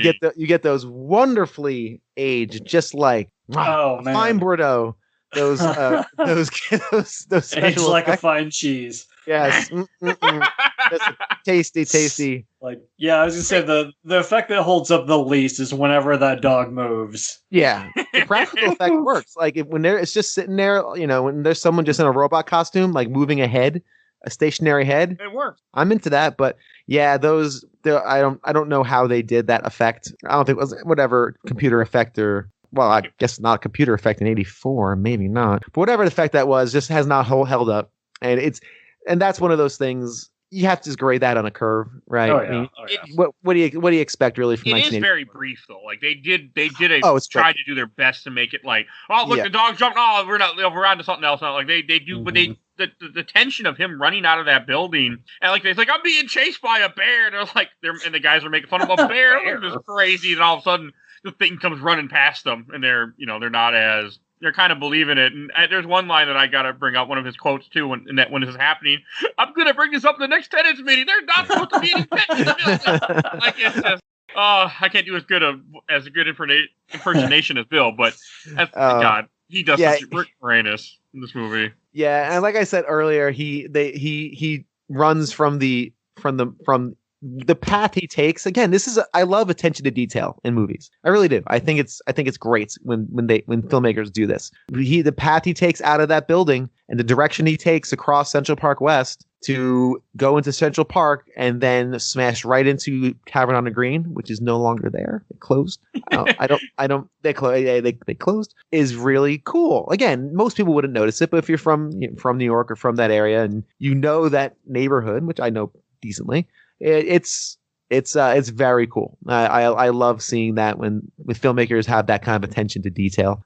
They continue that as they move forward. I love he's banging on the window. Tavern on the Green, by the way, is an extremely expensive restaurant, one of the more expensive restaurants in the city. Classic old school, been around for 60 years type of restaurant. Again, it's no longer there, but it's very neat to see him kind of smashing on the window. Hey! And they look up and they just turn right back to their food.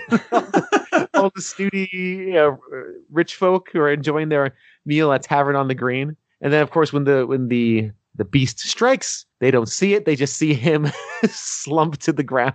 Oh, it's only temporary closed, by the way. It's been temporary closed for, I guess that must be 7 years though, because when I moved, the website says COVID-19 is. They must have reopened. Okay, cool. Well, that's good. Good. Yeah, so they're because it has all the reservations, it has everything. Their website is up, and Google found them too, so they must have reopened then since then. Okay, cool. That makes me happy. I like when old school things reopen. So good. Yes, excellent. Forget everything I said.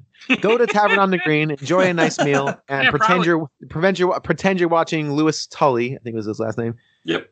Pretend you're watching Louis Tully get attacked by a Zool dog. The thing is, though, I would probably go there now. My wife would want to go there just because. It's pricey, but it's. I'm looking at. Oh yeah. Oh yeah, not bad, huh? The cheapest thing I see is the assorted grilled vegetables for $24. Yeah. No. Hey, you can get a 28-day dry aged new sirloin steak only for $58. So that's actually that'd be the best damn steak you ever ate. And the cheapest thing is the organic Scottish salmon. That's what I for $29. It's not from Nova Scotia though, so. Yeah, it's not from Nova Scotia, so I'm not really gonna be interested in it because I only take my smoked salmon from imported sources. You see, because I know I can get it domestically, but there's no the quality isn't the same. Oh, that was perfect. That's good. All right, that's it. I'm not going to do that again, folks. You're fine. You're good. Hey, the lunch thing isn't so bad, though. Lunch isn't too bad. Okay, never mind. I take it back. Welcome to Ghostbusters Foodies as we comb the menu of Tavern on the Green. Hey, if I ever went to New York and my wife knew this was a real place, she would want to go there just because you're. So that's why I'm kind of looking at it now. But I mean, I wouldn't want to because I'd be like, but I'd do it. Anyway, okay, enough of that. So as we were saying. So I kind of got the impression that the restaurant patrons couldn't see the dog for some reason because they never show it. He's backed against the glass. No, they can't see him. It's they can't see it. But that's interesting because the other guys could. Yeah, that's what I was going to bring up. It was just because of like the light where they were at, maybe in a way. And then when it possesses him, it takes on a different form.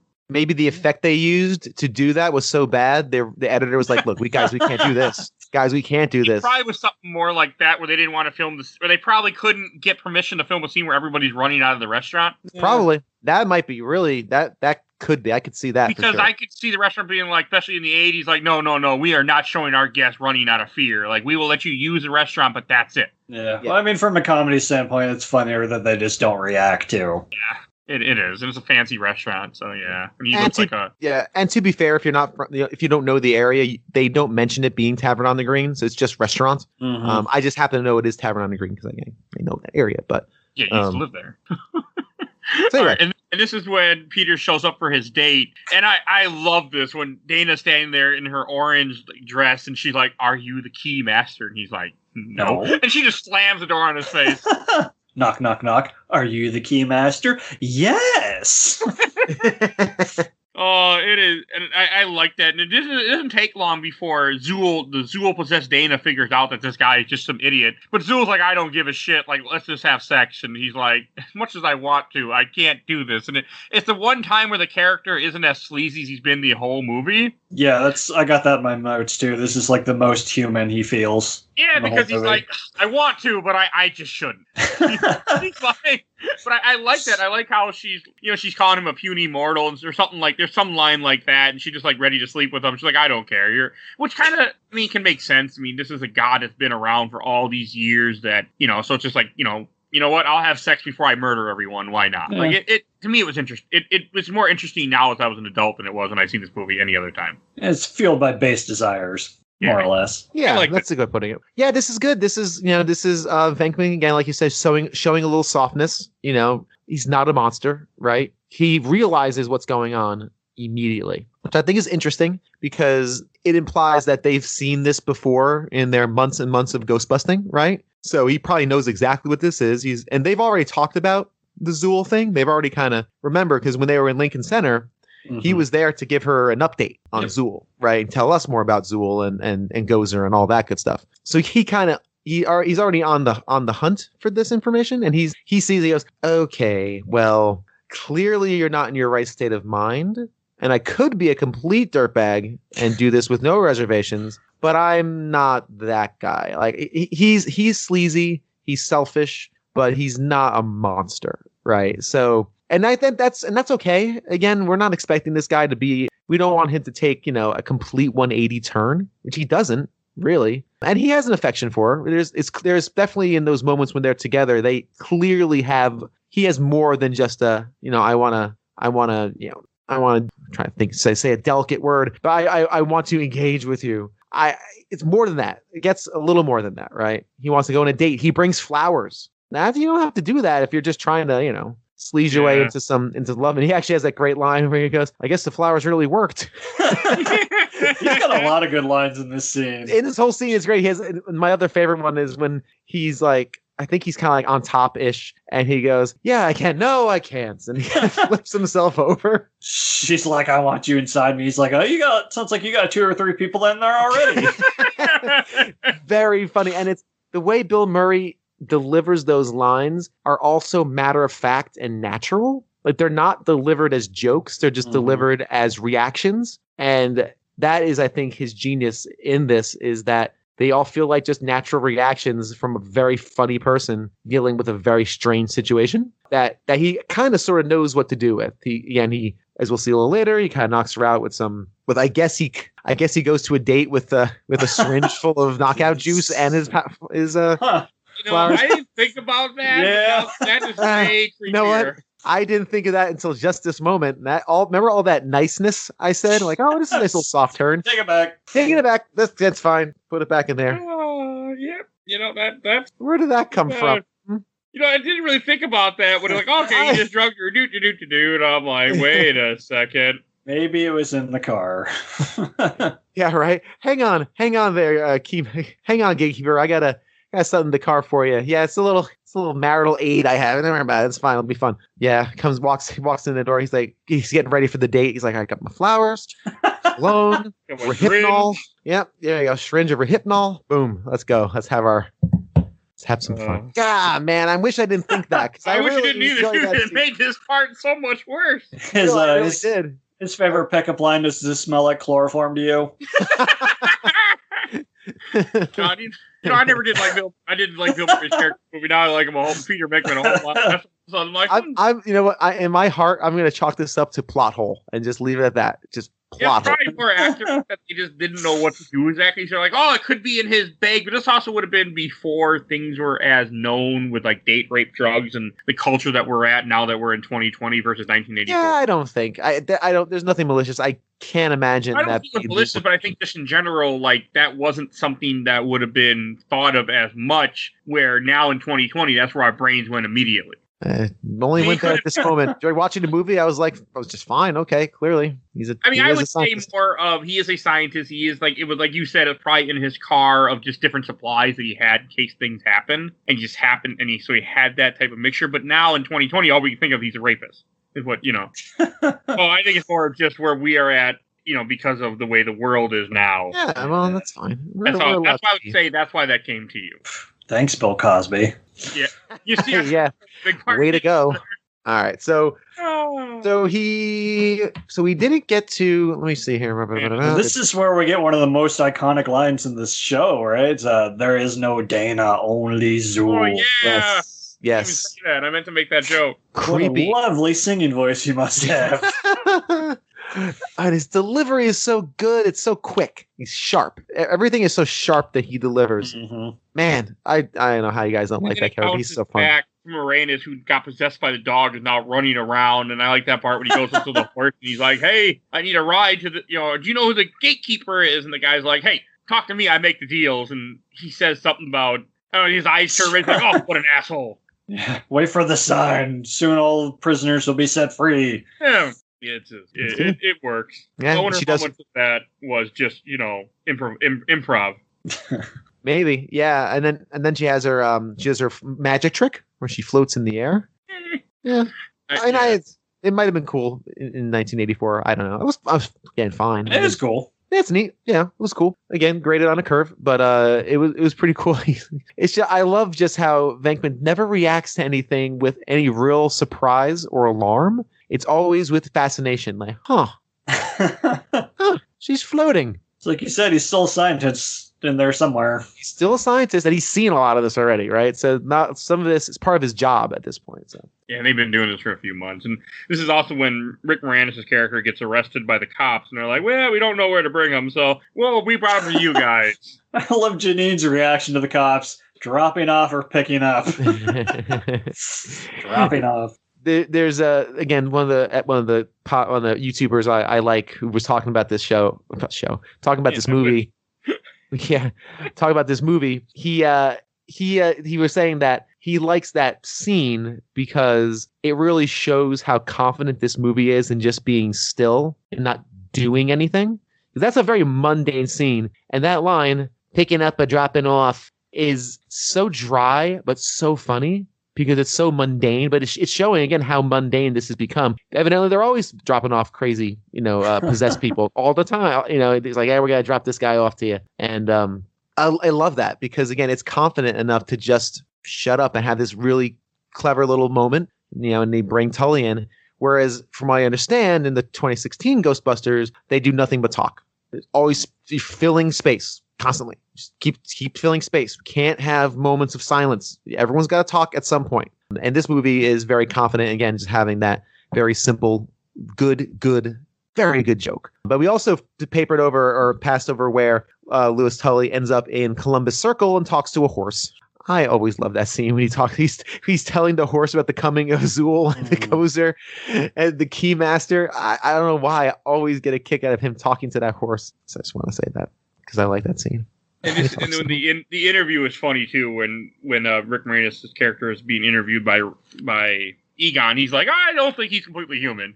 And they're just doing. He has like the freaking grater on his head with wires and stuff. It's funny. It's amusing part, though. Vince Clortho. Man, that's hard to say. This is what he keeps telling everyone his name is.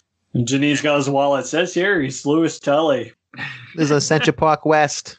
Accent. That accent's very New York, isn't it? That she does in this movie? Sure. Yeah. It's extremely New York, yes. Yeah, no, that's cool. Yeah, again, we're getting some more exposition. It's nice to see Janine and Egon together, and again, she's clearly trying to initiate some sort of, reaction from him and trying to initiate a relationship of some sort. He is just too science focused and single-minded to know anything, just barreling through.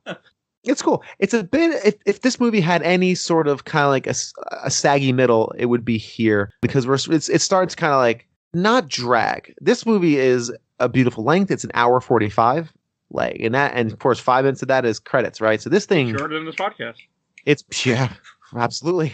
Hey man, listen, we got dying on these things. Yeah. So it moves quick, right? But this is just a little bit of a saggy middle where it feels a little padded, not much interesting or fun is going on. Rick Moranis hamming it up, trying to drink from the coffee pot and sniffing, rubbing pizza on his face. Fun, but having fun. But that's where we're at with that scene. They kind of leave Tully to his devices. And then where we go from there? This is when the police show up and Peck comes back to shut down the building. Before that we got Ray and Winston. Oh yeah, that's what they're talking about. The Judgment Day. That's a good scene. I do like that scene. It's very interesting. It's kind of adds some color to Winston's character where it's kind of cool, but he kind of adding a little bit of insight. Like this is kind of like end of days stuff, biblical stuff, and they're all scholars, so of course they know, not like believers or anything, but they're aware it's cool. Of the they're aware of they would refer to as like a myth, like all of the stories of all of religions, and it's interesting. It's a cool scene. Again, this movie's kind of slowed down here. It's really now it's kind of storing up energy for the very, very big ending we're gonna have in about 15 minutes. Yeah, you said so the saggy middle. It definitely feels like it's just leading everything up for the finale here. Yeah, I mean, in saggy middle, I'm talking like the least saggy middle you could possibly have. It's not like horrendous. Like, okay, yawn, I'm gonna go get a snack. No, but it's definitely, this is kind of like this is a settling moment, and then we're gonna start ramping up again. And I do like it when Peck shows up and he shuts them down and the guy doesn't want to do it. He's like, I don't understand this. I've never seen this before. And he does it, which again, that whole explosion scene, and then you have all the ghosts escaping. And I do love the little montage type scene afterwards. You see like the ghost just causing problems and running amok, and you have like the ghost goes in the taxi cab. The guy's like, "Oh, take me here!" And there's a zombie sitting there driving the taxi. He starts almost crashing it. Like that, all that stuff still held up to me. It was still really cool and creepy. It's great. I mean, yeah. My favorite part about the scene with Peck shutting down the grate is Louis. If you watch him, every time someone like points a finger or makes a movement, he's mimicking it. Oh, yes. So Peck holds up his finger to Venkman's face, and then he does it too. I didn't catch that. Very pretty funny. Good. Yeah. And then they get arrested because of whatever the hell. They just get arrested because of the explosion, I guess. And I like it when they're in jail and they're talking to all the other people like in this big room, and they have blueprints out. I don't know how the hell they got blueprints, but they got blueprints and they're looking at the stuff. They're like, okay, this is this and this. And God, it's funny. Yeah, this is where I find about why the building is the center of all this stuff, like Bill was saying. It's meant to be a big magnet for the coming of Gozer. I have the line here. Ray, pretend for a moment that I don't know anything about metallurgy, engineering, or physics, and just tell me what the hell is going on. You never studied? Your girlfriend lives in the corner penthouse of Spook Central. She's not my girlfriend. I find her interesting because she's a client, and because she sleeps above her covers 4 feet above her covers. She barks, she drools, she claws. Like, okay, it's funny. Pretty good. No, that's a pretty great moment. I do like the fact that they're sitting there studying these plans and blueprints and maps in the middle of the holding cell, and all the other prisoners, but everyone else in the jail cell is kind of looking over the shoulder like, oh, okay. Like, as the scene goes on, there's more people gathered around them. And I like the line from Ernie Hudson, the only one actually makes sense. Are we actually going to go before a federal judge and tell him that some moldy Babylonian god is going to drop in on Central Park West and start tearing up the city? I like that. He's like, I need a new lawyer. I need my own lawyer or something like that. Yeah. It's good.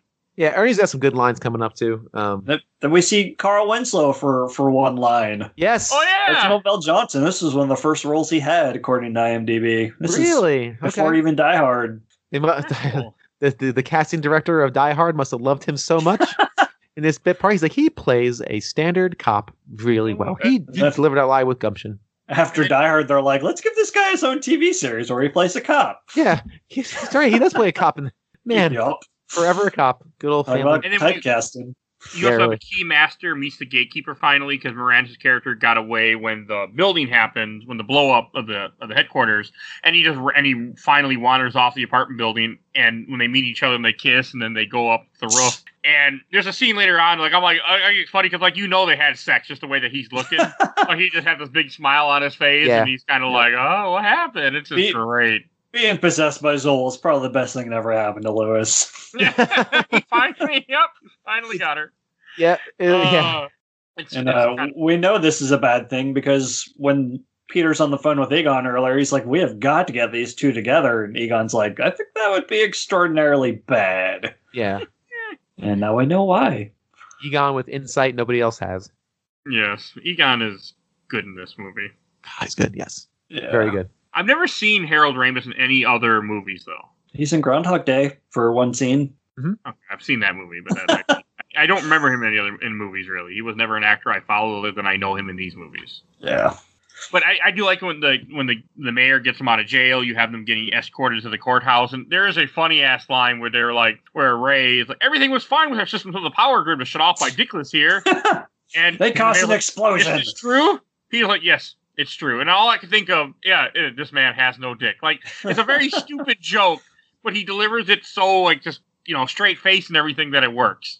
Yes, there's not a hint of what's the word I'm looking for? Yeah, he delivers it so straight. Yes, this man has no dick. And it is just a funny retort to something that's said, right? It's just a great response. And again, Bill Laurie, man, he's just really great. I mean, I keep gushing about the guy, but he is just so right for this part because he delivers everything so naturally. It almost seems like everything he says is not a joke, even though it's a joke. If that makes sense, right? It seems like it's just part of who he is. He's not being jokey. He's just being funny. If that makes sense. I also like when they're trying to convince the mayor to let him go. He's like, hey, the worst thing, if you let us go, we can stop this. Like, what if you're wrong?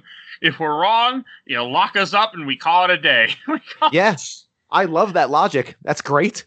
I mean, it's perfect logic because it's also what gets them out of jail and gets them to go do what they need to do because he's like, hey, if we're, they know they're not wrong, so they're not they're really gambling with anything. He says, if we're right, then he calls him by his first name, will have just saved the lives of millions of registered voters. And that's I love that. That's what puts the smile on the mayor's face. Like, I mean, it's true. It's what matters. I mean, if we're in an election cycle right now, you won't want to be pissing people off in an election cycle because then they're not going to vote for you.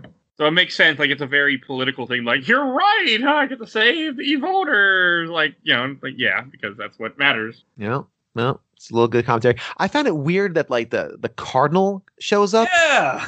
That was really weird to me. I was like, okay. Yeah, but apparently no one knew a separation of church and state were in 1984 or 2020 for that matter, huh? That is weird. I know, it was just a weird thing. I guess because they're trying to get in a religious angle or a faith thing, but it was just a very out of nowhere kind of thing. And it wasn't played for laughs. There wasn't really a joke there. It was just it wasn't a humor. I can't give you any advice, per something, but I don't remember. It just felt unnecessary. Yeah, it was weird. It just kind of came out of nowhere. And again, there was no joke. Almost seemed like there was no point to it. Or there may have been something there that was cut. I don't know, but And then, of course, Venkman has my favorite line, and one of my favorite lines in the movie, which is with the whole back and forth when they're talking about, what do you mean biblical? And they start going back and forth. It's Old Testament, Mr. Mayor, wrath of God type stuff. And then Venkman ends with human sacrifice, dogs and cats living together, mass hysteria. It's great. Fantastic. It's just so good. It's fun. And then just when you have the police escort and they get to the apartment building, you have all those people cheering. Like, that part is cool. I guess part of that was just the fact that, these are the guys from Saturday Night Live, and they just had a bunch of extras to stand there cheering because they know these guys. It's part of what that scene is, I think, too. Yeah, probably.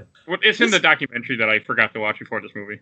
This is an odd scene, though. This is where, the ground cracks apart and the onlookers think they're dead or something? Yeah, they think they die. They fall down the hole.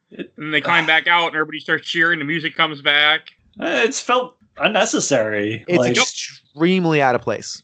It is. It is kind of unnecessary. It's because it doesn't go anywhere. It's just a neat scene because it's a pretty cool effect, and the effect actually is still pretty cool. It looks like an adventure, like a theme park, like one of those theme park water things.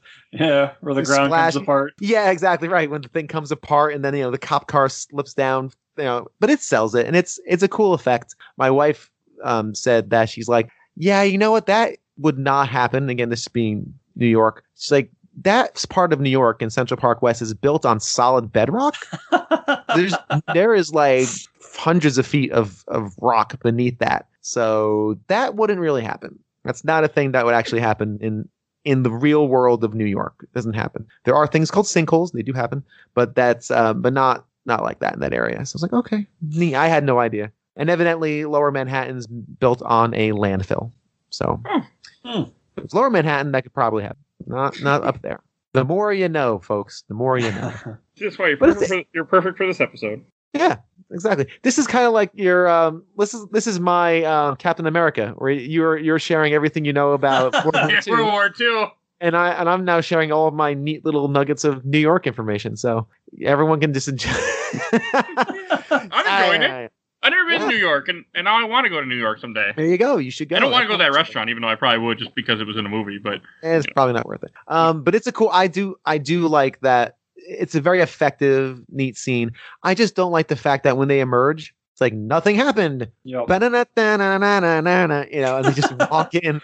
I was like, this had no point, because the move, when you have a scene like that, there has to be a point, right? A reason for that to happen. If you take that scene out, nothing's changed, right? They walk up and they walk in, right? So that whole sequence was really just put there because, some special effects people were like, you know what? Another $50,000 in the budget. Yeah, we still got some money. I bet you I can make that street fall apart for you. Really? Yeah, go for it. They shot it. It looked cool. Then they kind of went for it. It's a cool scene, right? But it doesn't really flow into the movie, and it just feels like it's plopped in there. But so one blemish. And then you have the comedy scene where they're climbing up the stairs, so there's no elevator. I like that. He's like, let me know when we get to 20, I'm gonna throw up. Yeah, that impossibly long staircase. Yeah. Oh man, that's a cool effect though. It also, neat, but... now that I know 20 is technically the roof of the building, even though in the movie it has 22 floors, but in reality it only had 20 floors. So maybe that was a reference to that or something.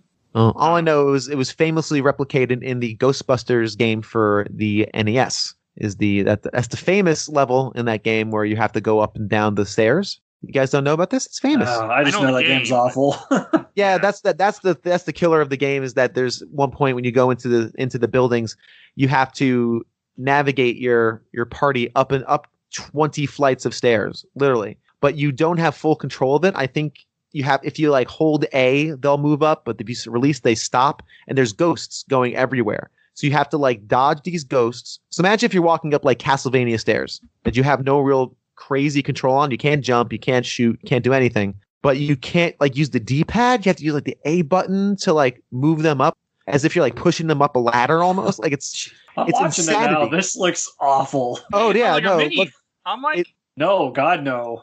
No, it's horrendous. It's kind of famously horrendous level, and it's literally, because they want to be faithful to the movie, 20 floors of this. So, Mike, the closest reference I can make for you is Magus's castle when you're going up the exterior, and it basically simulates Donkey Kong, where you're dodging enemies going up. It's like that, but like the enemies kill you when you touch them. I'm watching it right now too. Yeah, they're like one. It's like one hit kill. So as soon as I saw this scene, I was like, "Oh, that's the." Oh, that looks that's bad. Oh, and you can't hit him or anything either while you're going up the stairs. You just have to wait.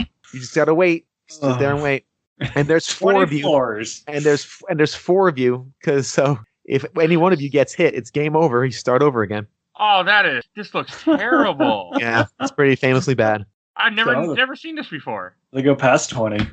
22, and then you get to the roof. Okay. Ugh. Okay. Right. Well, Mini, here we come next year. Oh, God, here we go. Yeah, that's not happening. That's this. Oh. I will call out sick on that day. So anyway, yeah. So Miles' question was, oh, go ahead. Sorry. This is when Dana turns into they get to the top of the roof finally, and then both Dana and Rick Moranis turn into dogs. Yep. And Gozer shows up. Hey, Gozer. I like Gozer. I mean, all I could think of was David Bowie when I first saw Gozer. Yeah, absolutely. Same. I like, now that I'm older, I think I like the fact that they chose a woman for Gozer, and they make comment like, I thought it was a he. Well, it can be whatever it wants to be. Yep. I thought that was just kind of cool that it was a female representation of this god that's going to destroy the universe, and not what would have been the more common thing, go with a male. Yeah, cool choice. Yeah, I agree. I like the bookends because the movie starts with Ray confronting a ghost, not really knowing what the hell he's doing, and then he kind of gets the chance to do it again. It's like, hey, as a representative of New York, I have to ask you to go back wherever you came from in the nearest parallel dimension. Bankman's like, yeah, that'll do, Ray. Thanks. Yeah, nice job, Ray. God. No. That's I love that. If someone asks if you're a god, just say yes. Yeah, exactly. You say yes. I love that. I really do enjoy that line and everything with that. Like, it's just so freaking. This part was really good. Oh, yeah. And then we're coming up. Lines. Yep. Yeah, and then this prehistoric bitch how we do things downtown. We shoot and miss multiple times. Yep. And then you have the famous line, "Choose your destroyer," and they're like, "All right, empty your minds," and then all of a sudden she's like, "You have chosen." So hold on, before we get any further into this, Bill Murray's character's explaining it to him. He's like, "So what do you think of J. Edgar Hoover? She'll bring J. Edgar Hoover," but isn't that saying his name like that? Thinking of J. Edgar Hoover? Yes. Shouldn't he be out there destroying everyone? Yeah. Yes. Right. Yeah. Right. So exactly. Huh. That's a very good point. Why? Yeah. It's a very good point. But he wouldn't be as iconic as the Stay Puft Marshmallow Man, who's appeared in every Ghostbusters medium from here on. Yeah. Yeah. What follows here when he thinks of Stay Puft Marshmallow Man? I think if you had to catalog the 50, I'm sure there's a YouTube video somewhere about it, but the 50 best moments in American cinema, this would be on there. This would be on there. Has to. I mean, I would say top 20. This is so good. It's almost embarrassing how good it is, because it almost feels like I wish I had thought of this just as a person.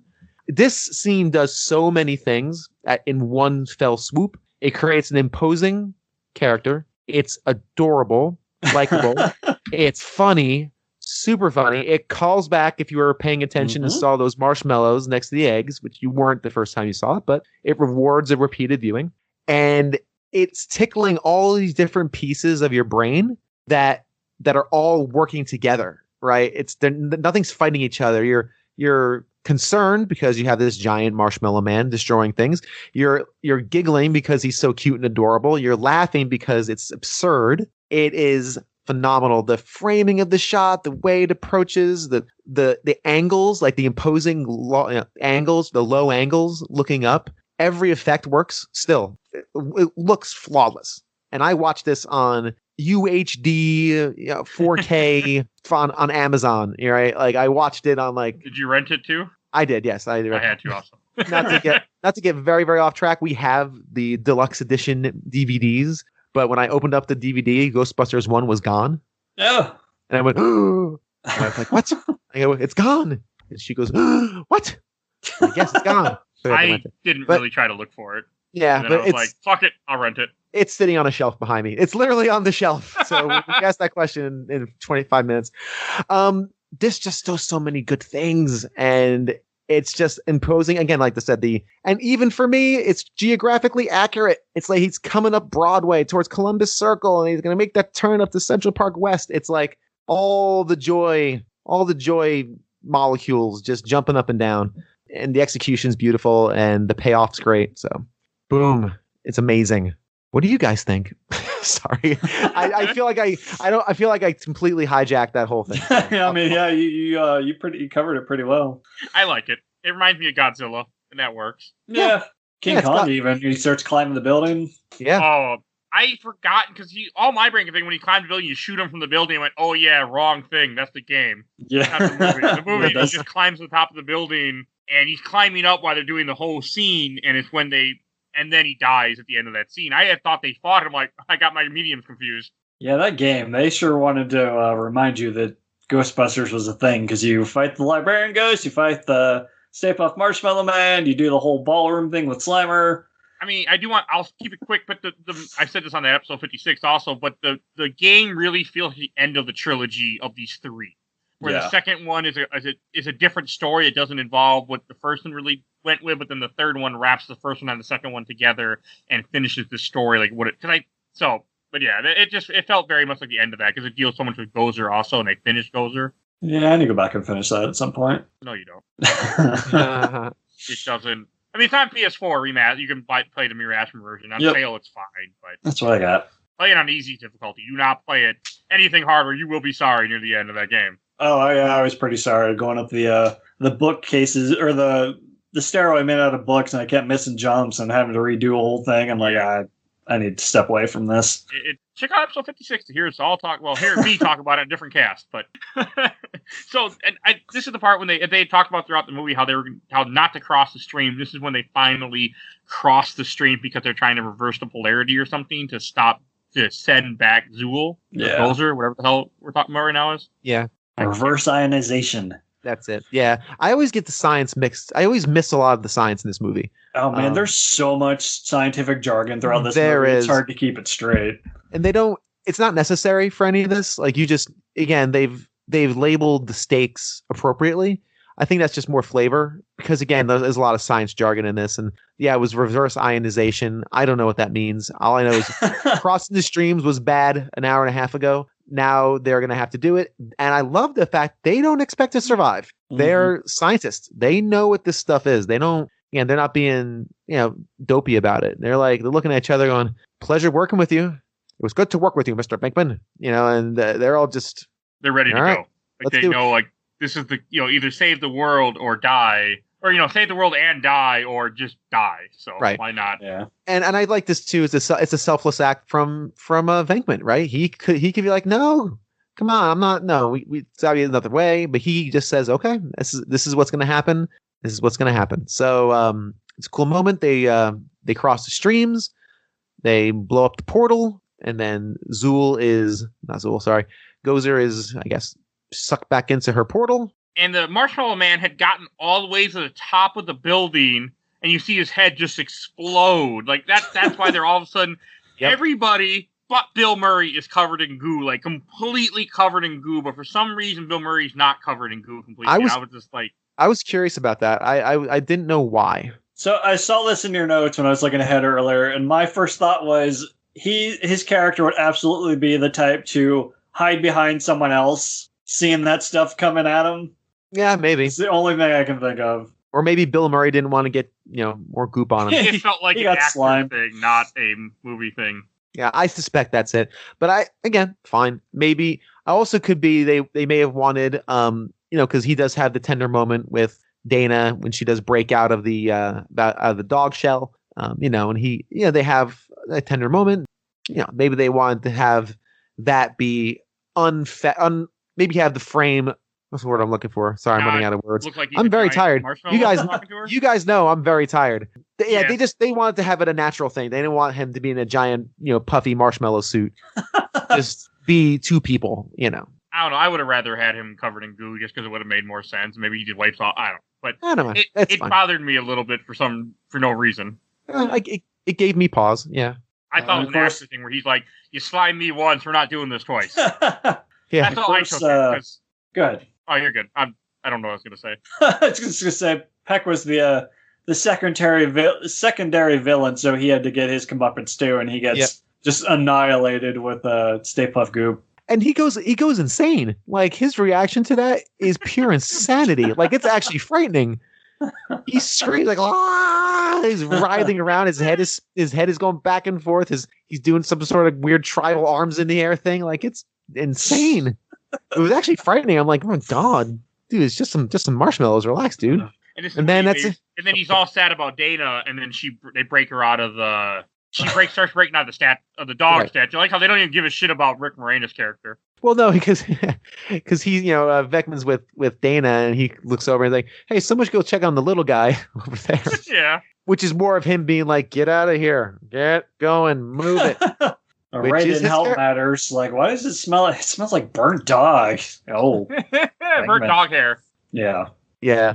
And then they rescue Dana, they rescue Rick Moranis, and they're all coming down leaving the apartment building. They're getting in the car, everybody's cheering, and there's some. I normally would have stopped the movie at this point, but I'm like, because of the show, I just kept watching to see what would happen, and it's just funny because each one getting in the car, and then the song's playing, and I'm dancing along with the song. Rick Moranis gets out. He's like, "Hey, you want to interview me? I was up there too." And then the paramedic just comes and he's like, "I want to go in the car with them. I'm a witness. I'm an eyewitness."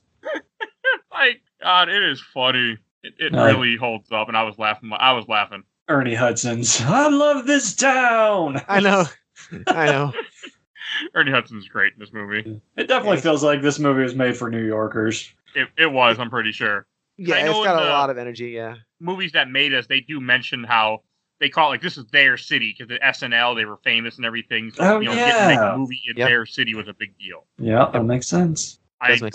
Again, I forgot to watch it so I could put more tidbits. Check that out. Movies that made us on Netflix. Yeah, it's good. It's a good episode. Yeah, it's a good documentary.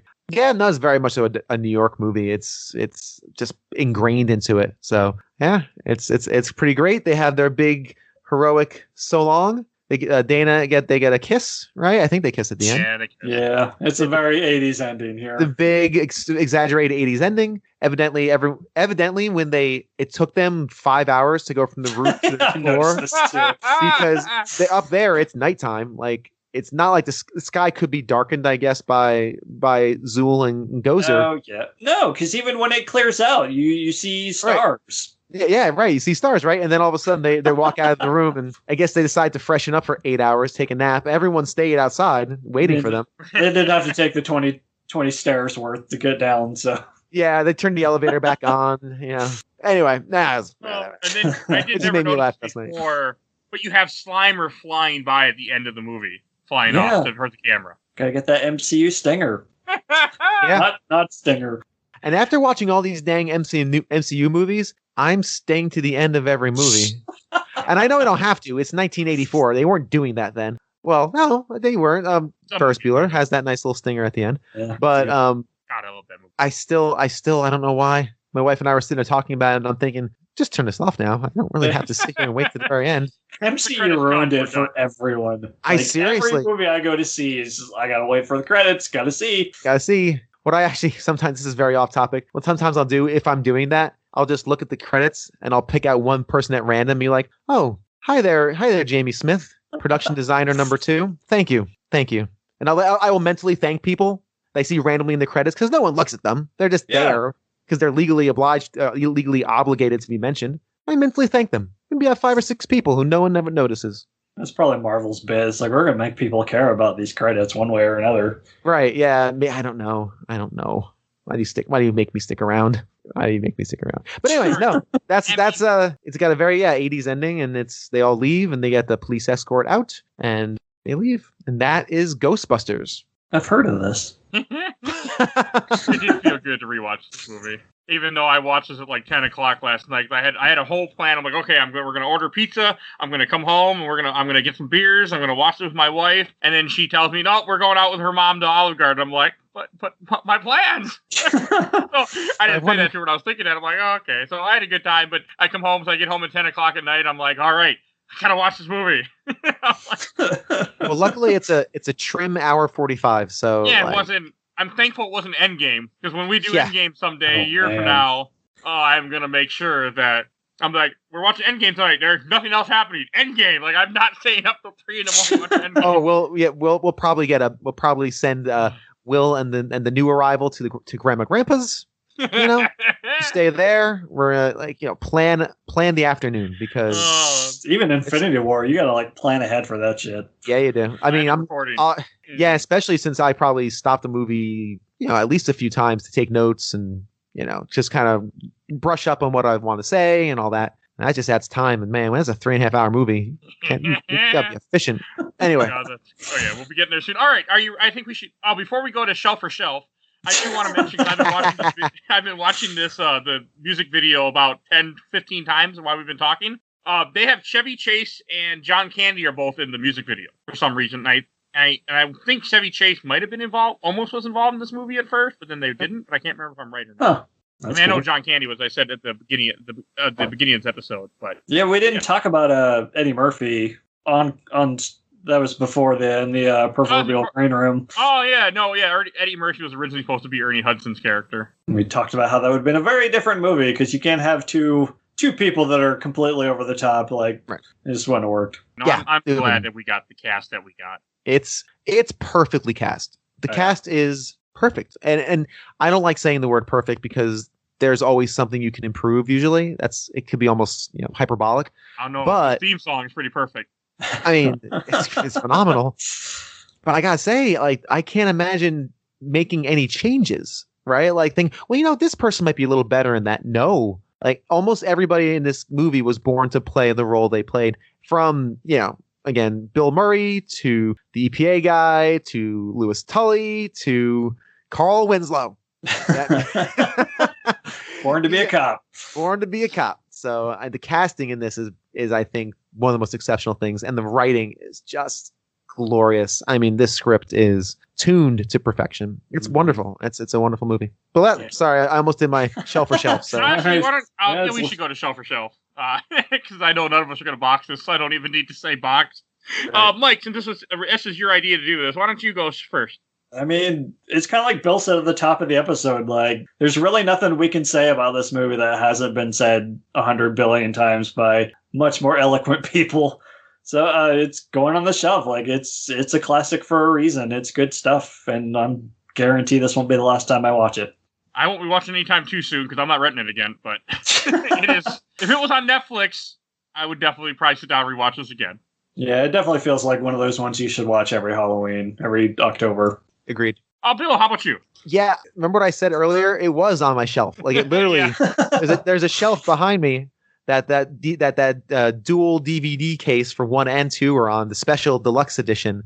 It's there already, so that's an easy answer. This is very close to a perfect movie. There are some blemishes, right? Some of it doesn't hold up. A couple things that kind of feel out of place. Venkman's a little questionable. He is a little problematic. He's a product of the 80s that wouldn't fly these days. But honestly, there is so much joy to be mined from this. If you haven't watched it, I mean, I don't know why you listen to this episode. If you haven't watched it, it's insane. Just watch it. But it's just a wonderful experience, and I can't wait to experience this with my kids. I can't wait till my kiddo gets to be 7 or 8. I'm hey man, want to watch one of the best movies ever made?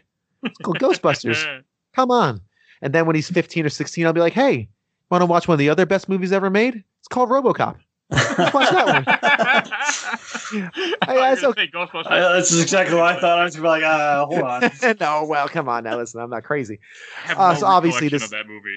Obviously, this is a shelf of one of the highest orders. So 2 bangers in a row. I got to go on Mega Man X, the last recording session I did with y'all, and now this will go right up next to it. For Ghostbusters. So you don't forget the other banger, Blade.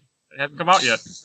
Well, I'm trying to stay in the timeline. See, I'm trying. I've given up. I purposely make fun of our time paradox the way we record now because there are some episodes that might not go out for months from the time they're recorded. So yeah, it's too hard to keep track of. I don't know. I show up, I talk, and I leave. Let you guys figure the rest of it out. What about you, Mike? I think this is also obvious. This is going on the shelf. I had a blast watching this movie, even though I didn't really want to watch it because I wanted to go to bed. And it's still so much fun. And this theme song is so fucking good. I've been listening. I mean, I'm getting near 20th time listening to it while we've been talking. It is just, this movie is just so good. Everything about the movie is enjoyable. I will always enjoy watching this first film.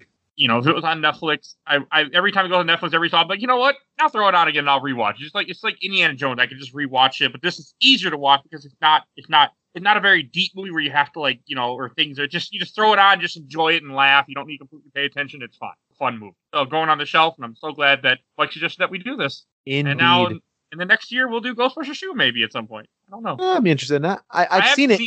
I've seen it once or twice. I think it's one of those movies where I think I might have mentioned this phenomenon.